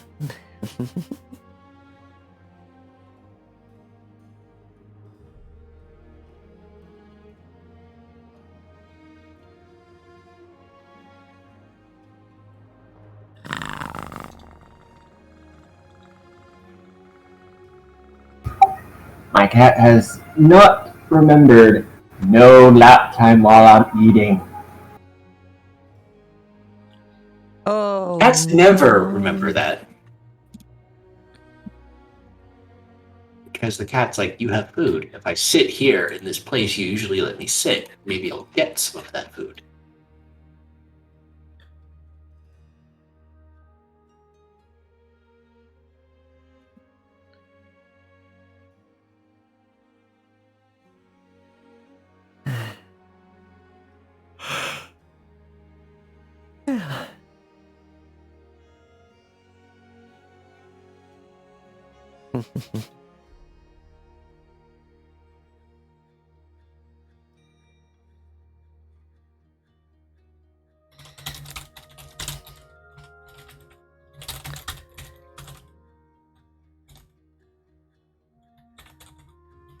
And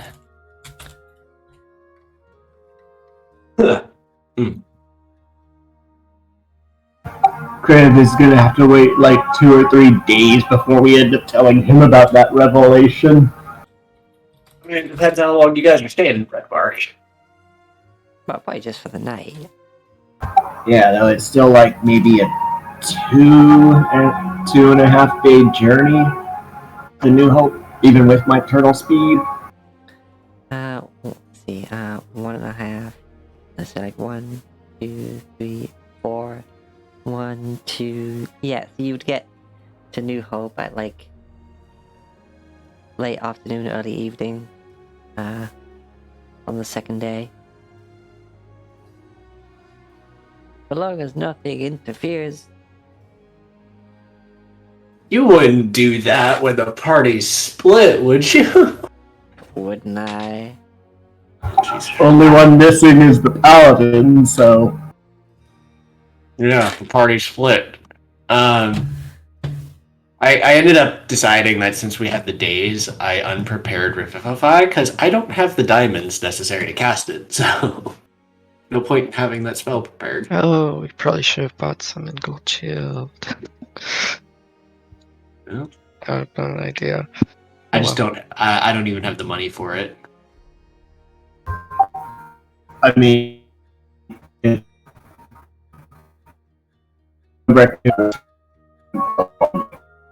Oh no. Robot Tex. We're losing you, Tex. You're cutting out. hello, test. Aha! There you go. He's back. As I was saying, if Thobrek knew to buy diamonds, he would have bought some because I've got 1,400 gold on me, so I could have afforded like 3 revivifies. That's if you knew. Whoop. We playing, buddy? We playing, buddy?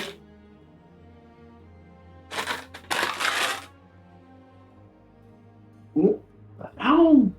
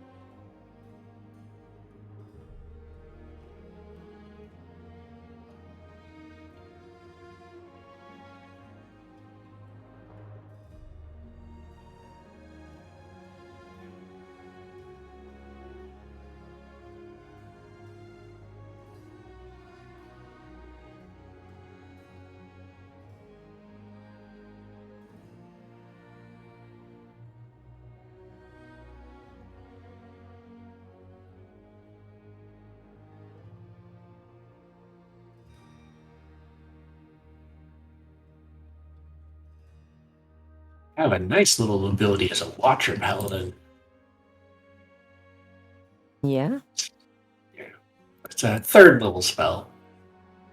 I only cast it twice a day, and it only lasts. But it's an 8-hour thing. But basically, the target is a willing creature or a place or an object, no larger than 10 feet in any dimension, and they can't be targeted by divination magic or through scrying. Nice.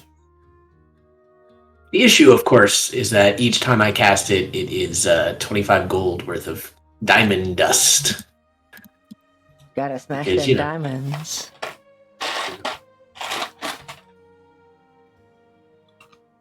Let me take my drink of water as I just thought of a thirsty comment there.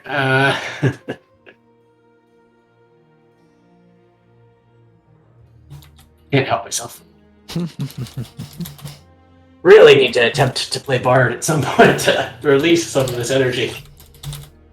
Or just anybody charisma based who doesn't go for monogamy.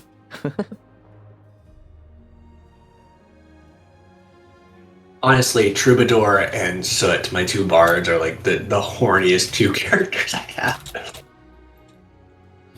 I always lugged in with the bards.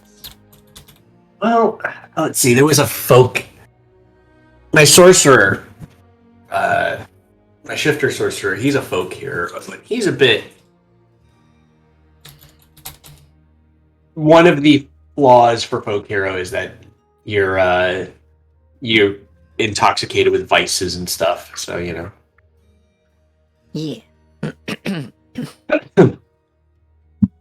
He Randy, huh?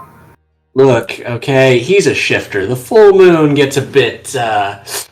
He's got to let that energy out somewhere. Makes sense.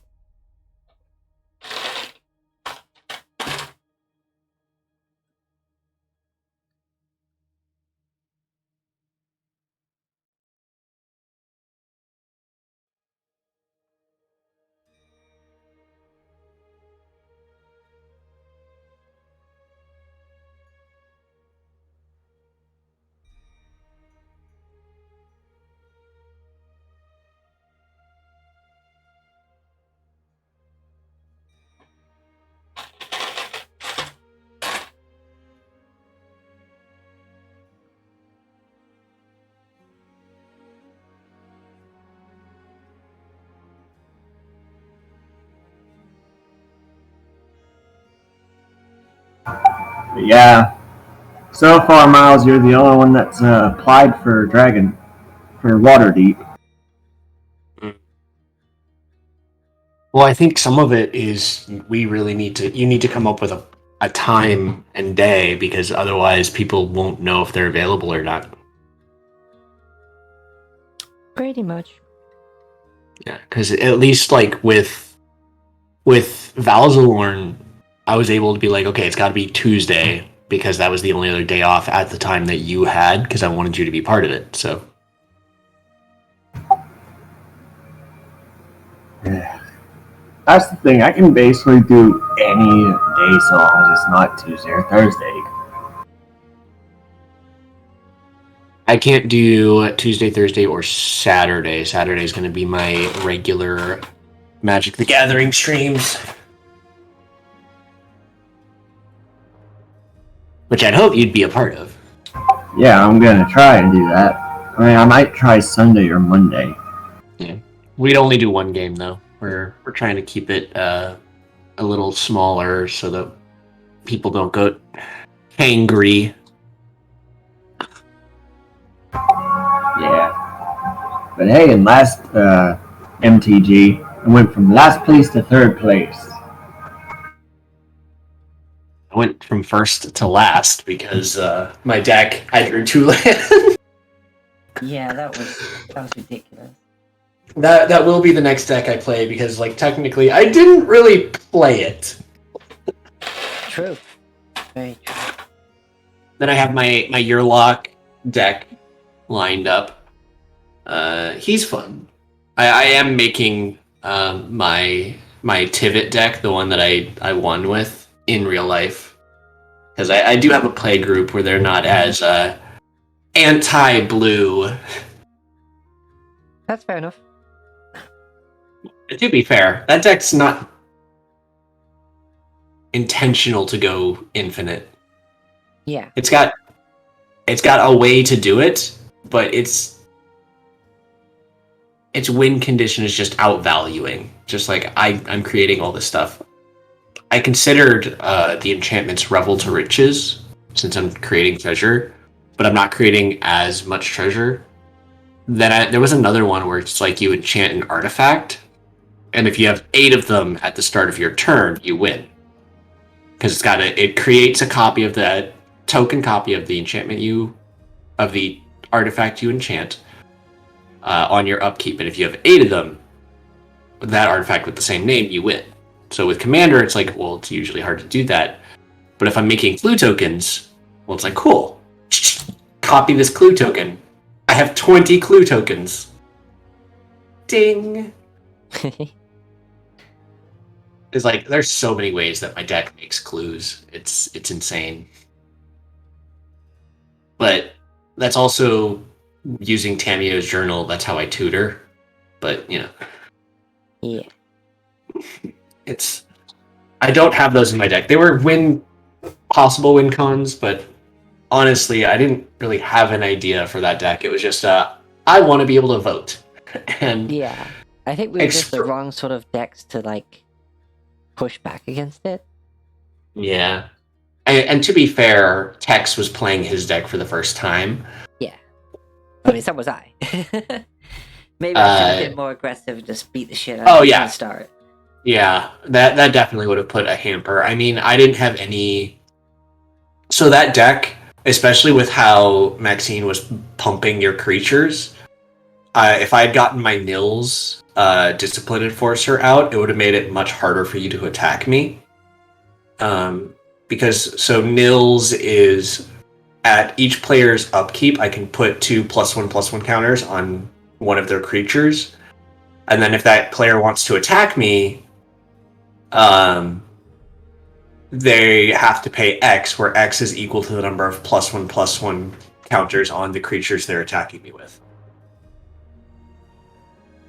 So it's like, oh, you have these +1/+1 counters on your creatures. Do you want to play 4 mana for this one creature to attack me? Yeah. I have multiple ways in that deck to just be like, you don't want to attack me. Yeah. I think the only way I would have gone about it is if I was able, like, if I had my commander get destroyed at some point, and then brought him back to trigger that effect again, so that basically you would have nothing to defend with, and I'd just be like, this turn, I do nothing except spend all my mana to attack you. Yeah.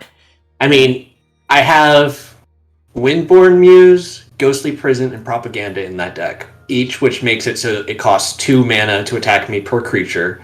So if I get all 3 out, that's 6 mana per creature just there. Add Nils in, so if they have any +1/+1 counters, it gets more expensive for those creatures, and it's just... And then I have Tessa, Envoy of Ghosts, which is if a creature deals combat damage to me, it gets destroyed.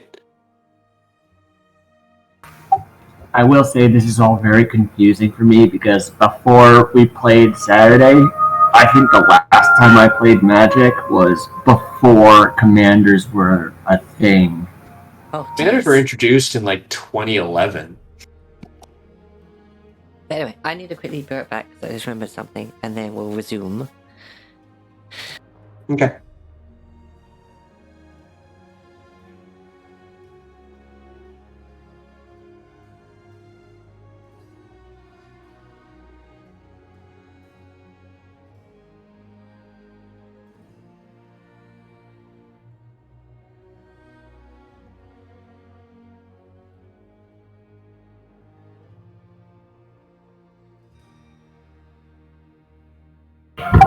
But yeah, my strategy for Magic is very outlast them.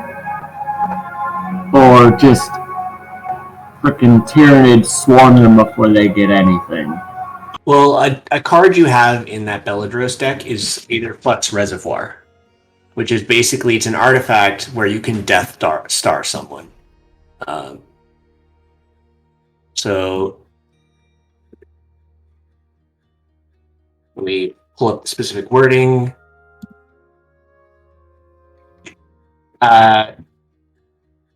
So the first ability is whenever you cast a spell, you gain 1 life for each spell you cast this turn. So it's like, oh, you play your first spell, you gain 1 life. You play your second spell, you gain 2 life, then accumulatively. But the second ability is you pay 50 life to deal 50 damage to a target, which is usually another player. Since your deck is I gain a ton of life, it's usually you get to a point where it's like, hey, cool. I sacrifice 50 of my life, no big, and I blow you up. The nuclear option. Yes, the Death Star option. I have life insurance, and it ensures that you die. I mean, the thing is, because you're sacrificing 50 life, most people don't use it until they hit like the 70 or 80 mark. Yeah. But it is a thing where it's like, look, if you start attacking me, I might just point this at you. But if I do enough damage, you won't have enough hit points. That's the trade-off.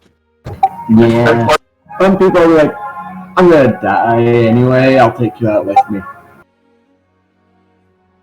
Well, that's the thing. That again, it's one of the win cons in your Belladros deck. Most good decks have 2 or 3. Though there's a deck that one of my friends IRL play. It's got 1 win condition. Yep. Second Sun or something like that. It's a spell where it's like I cast this, and when I cast it for a second time, I auto win.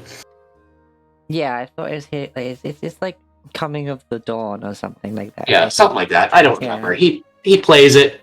He's won with it like 2 or 3 times when we've played together.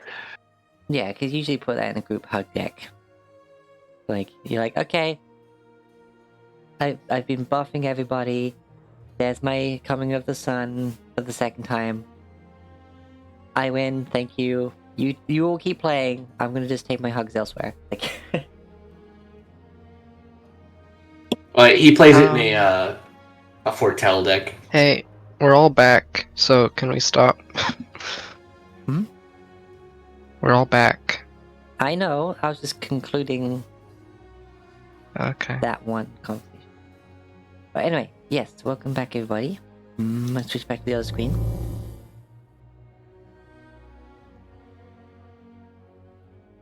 And let's see. Okay, so you spend the night in Red Mark.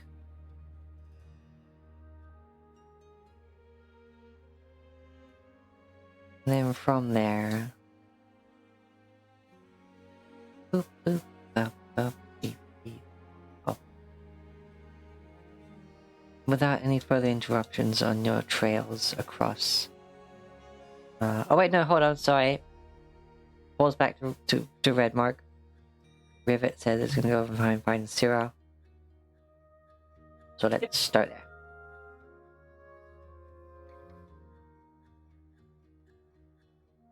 Yeah, so Rivet sets out to find Sarah wherever she is at the festival.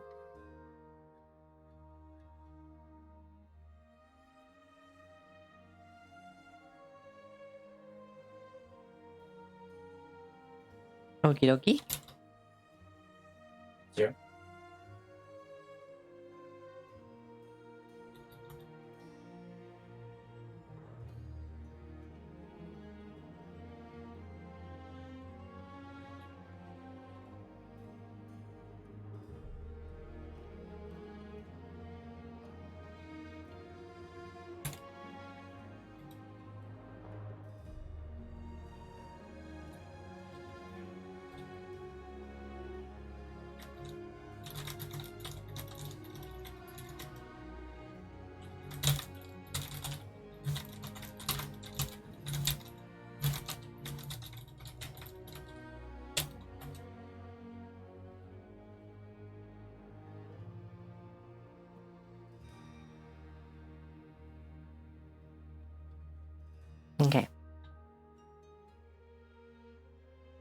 So with it, you eventually find Syrah at somewhere in the festivities. Where would Syrah be most interested in this little festival?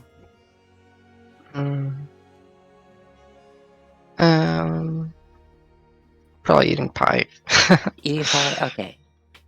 You find Syrah sitting on a little stool at the end of this long table with pie. Sierra, I think we need to find Bobrek and Nikore and leave as soon as possible. There was a tent that caught my attention, and I entered it. And Vita van Stroms and Van Zom. And she's the oracle from Alcor. O'Hagan knows we are alive.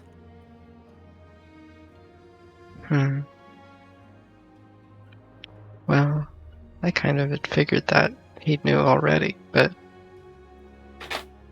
Apparently he did not, and that's why we have been safe. But now he is aware, and he did implied that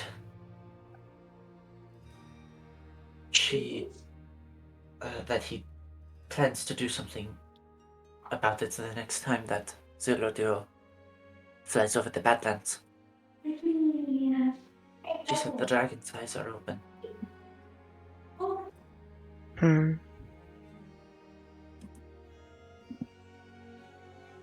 Well, if we have to go, then we have to go, right?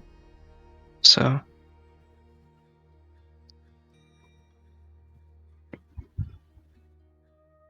Yes, furry. So, yes. Alright. Rivet will... I get... wow, my brain just completely shut the fuck down. I'm sorry. So... Be fine. Not Sarah. Thabrak and Nikore? And I'll get Solda from the stable. Understood. You go get Solda. I will find the two of them. Right?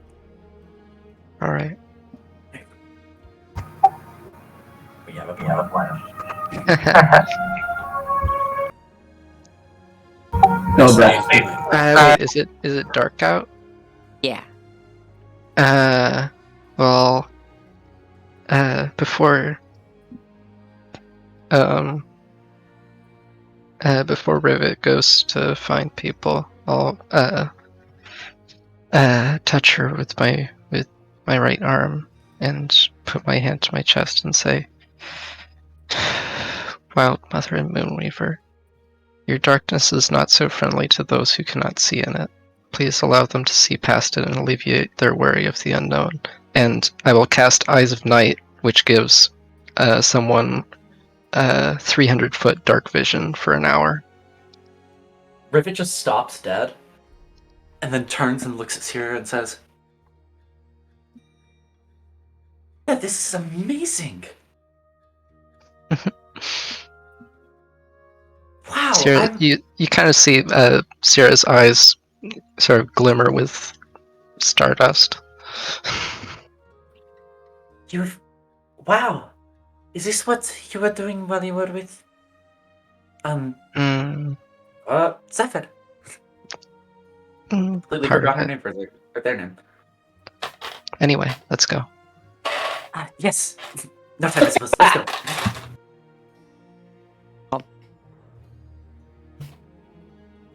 Okay. Eventually, well, you basically just go Nakure, and then she shows up.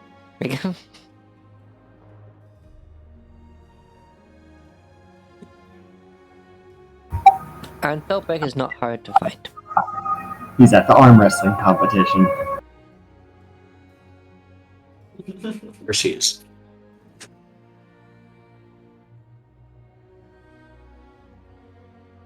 So cold.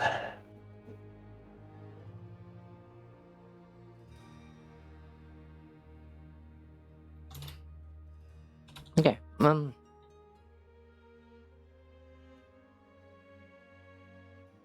Oh dear. Okay, so Goldberg is throwing people over tables from arm wrestling.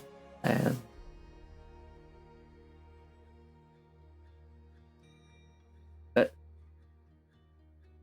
part of the fun is at least later into the night. Like it was just like through the day, people started arm wrestling.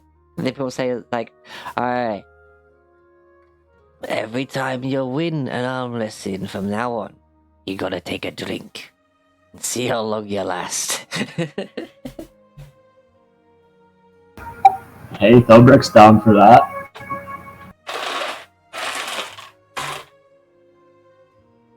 Okay.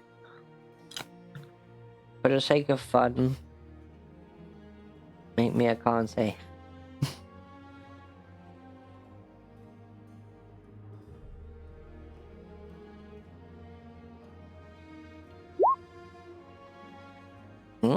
Okay.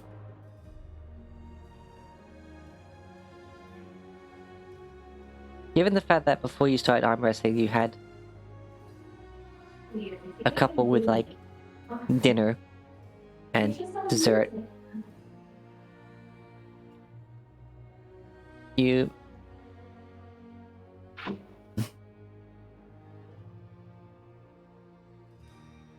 start feeling rather light-headed after the first two victories in this new drinking gauntlet of arm wrestling.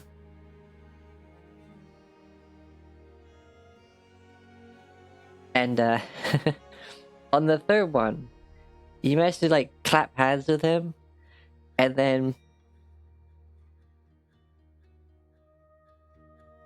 you get more resistance than you would think when you start actually like arm wrestling with him, to the point that somehow you manage to, like, your arms locked in place, no one's budging, but because you're feeling a bit woozy, you actually end up pushing the rest of your body to topple off to the side.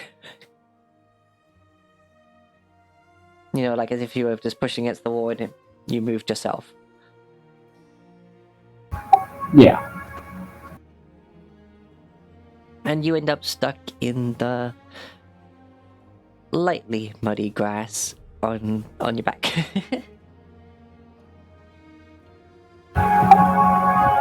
Both times I've rolled con saves for alcohol, I've ended up on my back. Well,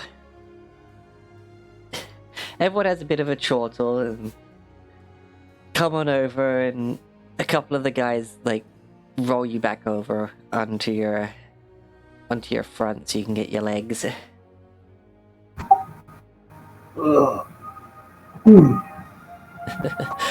Did I forget to mention that was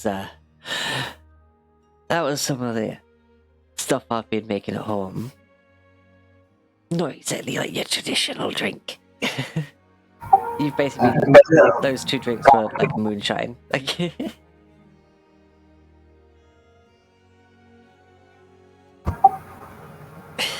well, you're standing. That's impressive.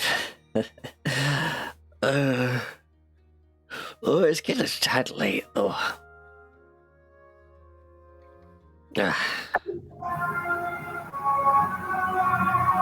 And that's when Rivet and Syrah and Nikure come over. Well, I was going to get Soldar. We split up. Oh, yeah, sorry. Yeah, you go to Soldar. Easy enough. There's been like, again, they have like a throw together shelter that a lot of carts are like parked under, and like well,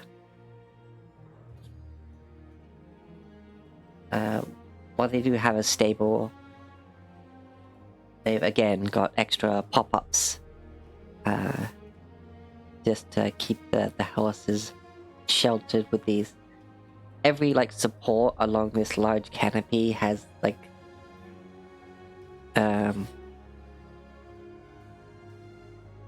hay and feed bags. Like,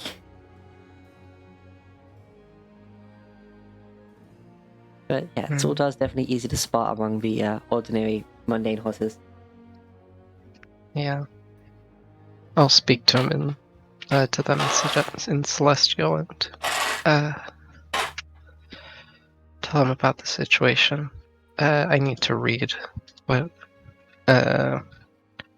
Eyes of Night, if I can use it more than once. Up to 3 willing creatures. To share it again. Okay, so I can. Okay, I'll spend a first level spell slot to be able to share it with him as well. With them as well. Okay.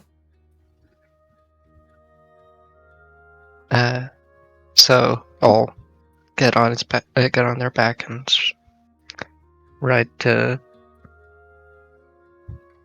where Rivet is. Alrighty, do you get them hitched up as well? Yeah. Okay. Sierra's done that before. Where they are is a bit crowded to get the cart in, but you find a clear enough spot nearby. You're about, 30 feet away before the crowd gets too thick.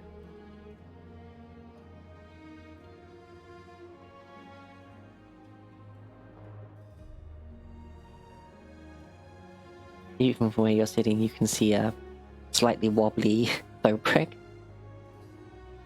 as Nukure and Rivet walk up.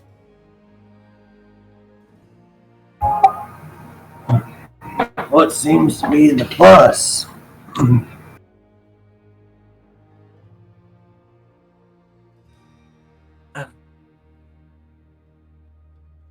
Our group might, and indeed a lot of others, may be in imminent danger.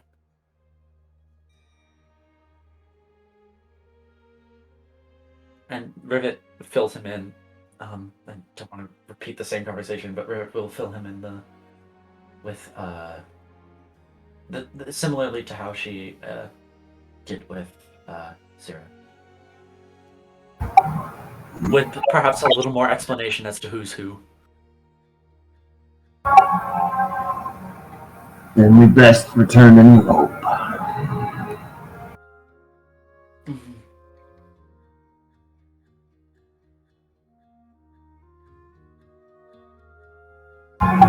We'll have to drive in shifts, I suppose.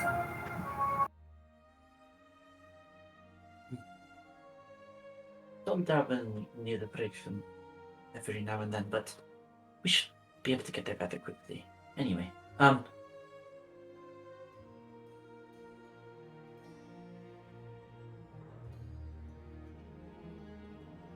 Okay. With the situation explained, it takes a bit longer to get Nukure to understand.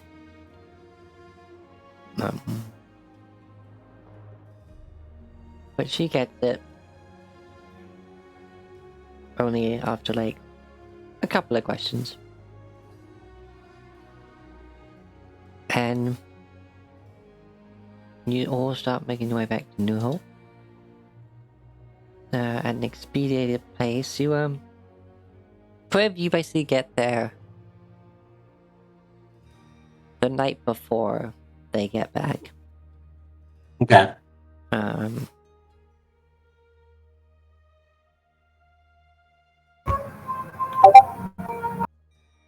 I'll say that for the night, Thorbrick will hook up his maul like one of those carriage lanterns as it's lit up for the 60 feet of light.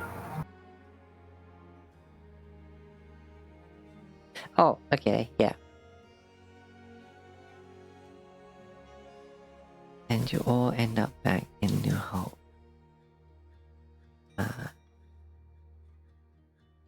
Priv, you're able to, of course. Oh, I need to take this map off darkness. It's not entirely darkness right now. Oh, I know, daylight mode is on. Okay. Oh. Oh. I was in a place. Now I am no longer in a place. Oh, I'm sure you're still in that place. Oh, no. Now I see my token, but I can see nothing. Really? Yep. What? This daylight mode is on.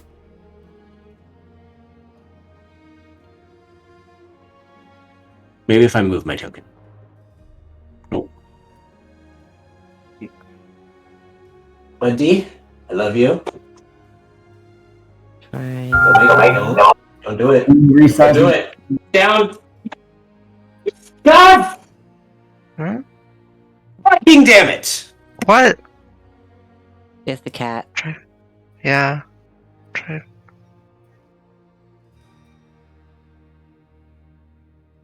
I hope he's okay. I heard some Yeah. kind of clattering or something. Maybe, yeah. Oh no. Hey, I knew we were gonna need to resize my token because Philbreck bigger than Sulda.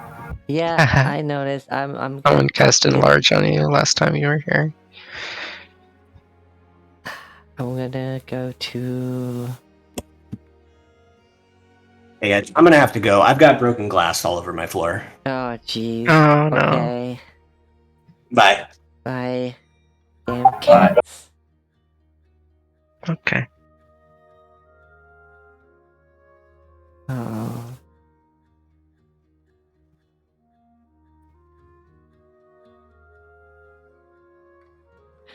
Okay, there. I think that's where your latest token should be. In the Dwarven Ruins.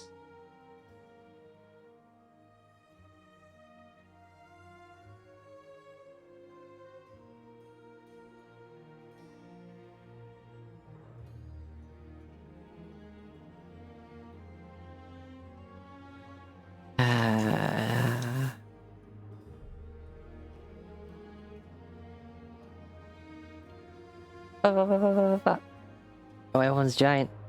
Oh no.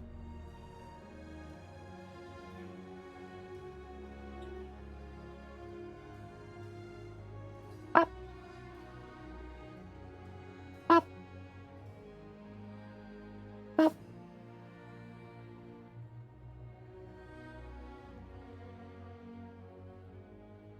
You pop.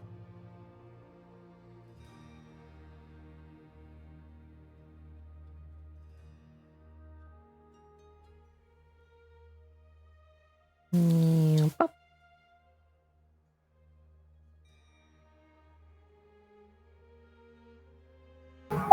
Jackie is bigger than us all. Wah.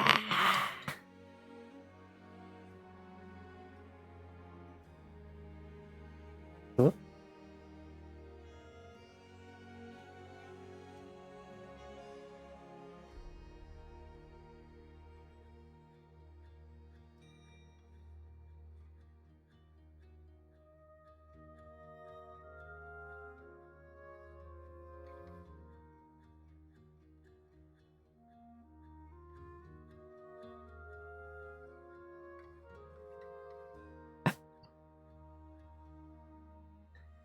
Oh, I need soda. Where are they?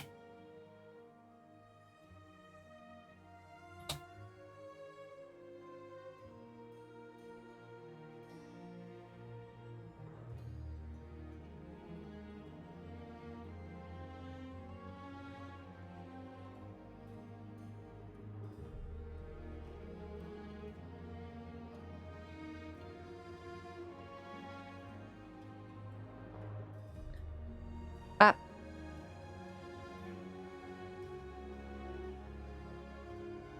He's so giant.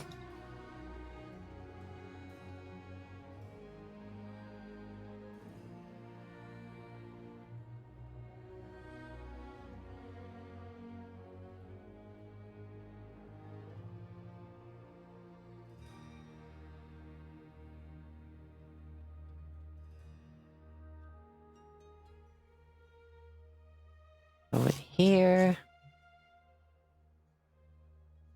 Pop. Pop. Put it there. Ah! Cart huge.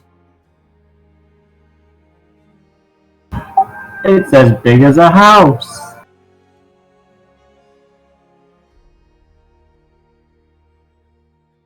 That's how it was before. Yeah. And it's also above everyone but Sierra. Oh no. Where is it? Move to go ahead spot the Yeah. block. And Sierra's on Solda.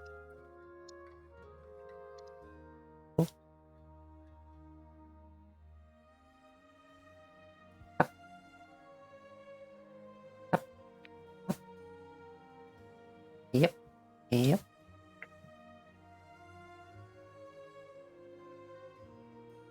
Might hear you be coming in from the other entrance now thinking about it, but whatever. People get back. Viv is gonna be over here.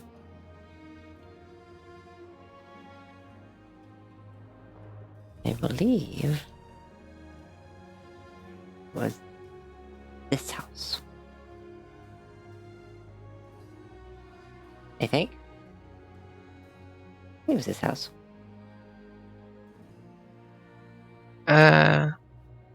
Our house? Yeah, this one here, right? It was on the.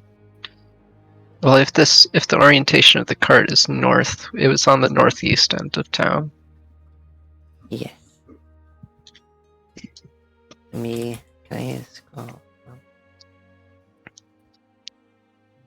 Side. Oh, what the? Where do you go? We went into the storehouse, I think.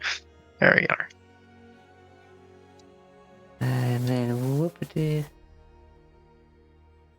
For some reason it doesn't let me do the clicking my mouse button to the right to like just move it right. Yeah, it was this one. Yeah. Okay, and I guess what we do is we park. Beep, beep, Beep, beep. beep, beep. Clip, clop, clip, clop.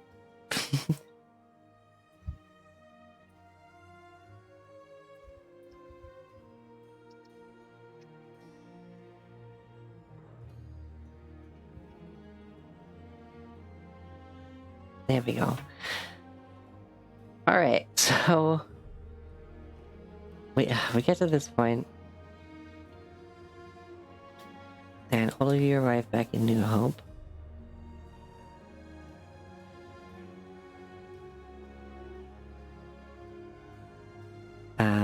But of course, without Criv here, we can't tell him the urgent news.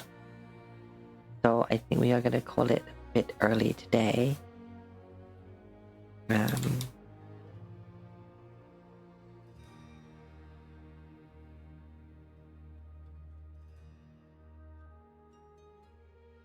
Understandable. Ooh.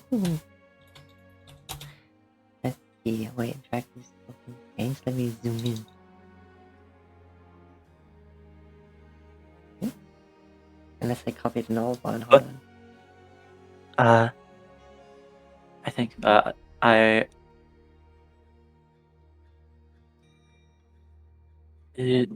Draki. Yeah, that's the old token. Oh, Draki's look physically changed due to the additional influence of the Tangle on top of the already powerful influence of the Storm Queen, and is a little different now. A little more otherworldly looking. ooh, I'm excited to see. What's this?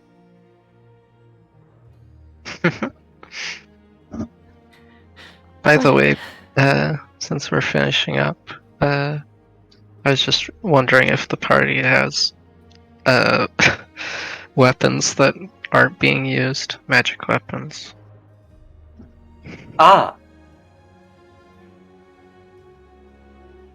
I mean, I have Blossom, of course, so I'm not hurting for one, but I can use one now. Oh, Breck only has his maul. Yeah. It's his best What kind friend. of weapon are you thinking of using? I don't know. Okay. I don't know. If Sarah has an idea of what type of weapon Okay, she would right. like Of to course, use, you can make one. Yeah. True. Rivet can make one. Yeah. You could even make it. What's it called? The Rivet can make it, and it can be magical. So like, Mm. We're Take gonna a turn this card around and go back to Goldsmith. 4 more hold weeks. on, I have some 4 business. more weeks. Or you can just, I don't know, take a non-magical weapon and just infuse it. Yeah. What's the infusion called? The concentration one? Radiant Maul, I believe. No, Or no, the other one, which is the one that makes you concentrate better. That's Mind Sharpener. Mind sharpener, yeah. that's for armor and robes, not a weapon. Yeah. Interesting. Yeah, I see. I hope everyone enjoyed their little scenes at the end of the. Because Yeah. yeah, Really fun. because I was like, I'm like, okay, party gets back together, but then I that's how I came into the session. I'm like, no, time for some details. Like, Yeah. Detail's always super good. Yeah. I feel bad for Miles though. I heard that sound. That sounded like a lot of glass for a big glass. Jeez. And I just hope that the kitty doesn't now have glass in his paws. Yeah. Yeah. The poor baby. Well, I don't know. He probably knocked it off a table or something. Yeah. I think he needs to cat-proof his room. Like, if he has glass that's sitting somewhere, then I think he could, like, glue it down. Oh god, now I'm starting to think, what if it wasn't just like a drinking glass? What if it was something... Yeah, like a something portrait or Yeah. Oh or like some no! ornate vase or No, I hope it was just some... yeah. No, I hope it was some basic glass. Please. Yeah. It's best to hope for the best. Check, does Miles have glass sculptures in his room? Don't know. He lives in Okay. San Diego. I live in Texas. So Yep. Well, I guess he visits you, but you don't visit him. nope. Fair San enough. Diego Okay. Reaper. Yeah. Alright, so anyway, let's find someone to raid then. hmm Also, the new hardware that I got, yeah, it doesn't quite work with my system, so I'm returning it, and the new hardware is now on its way. And hopefully I should be able to do the hand tracking without it making everything explode. Which would be nice. What is dinkum? Oh.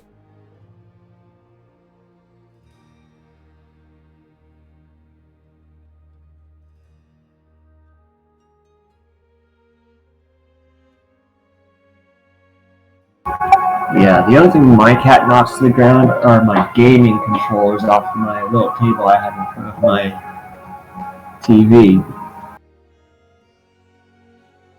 I am gonna have to cut out as well because I stopped set up yet. So it was great playing with y'all. That was a really fun session, and I'm I'll glad you see y'all. enjoyed it. Oh, this looks adorable. See y'all soon. See you later, Bye. guys. A giant Thulbrick. Well.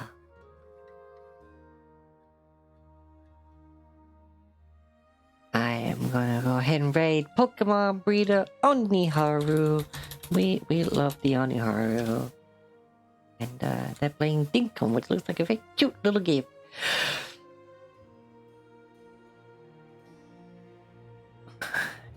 And as always, everyone, please be good to yourself. Excellent to each other, and devour your enemies. Until next time. Mwah.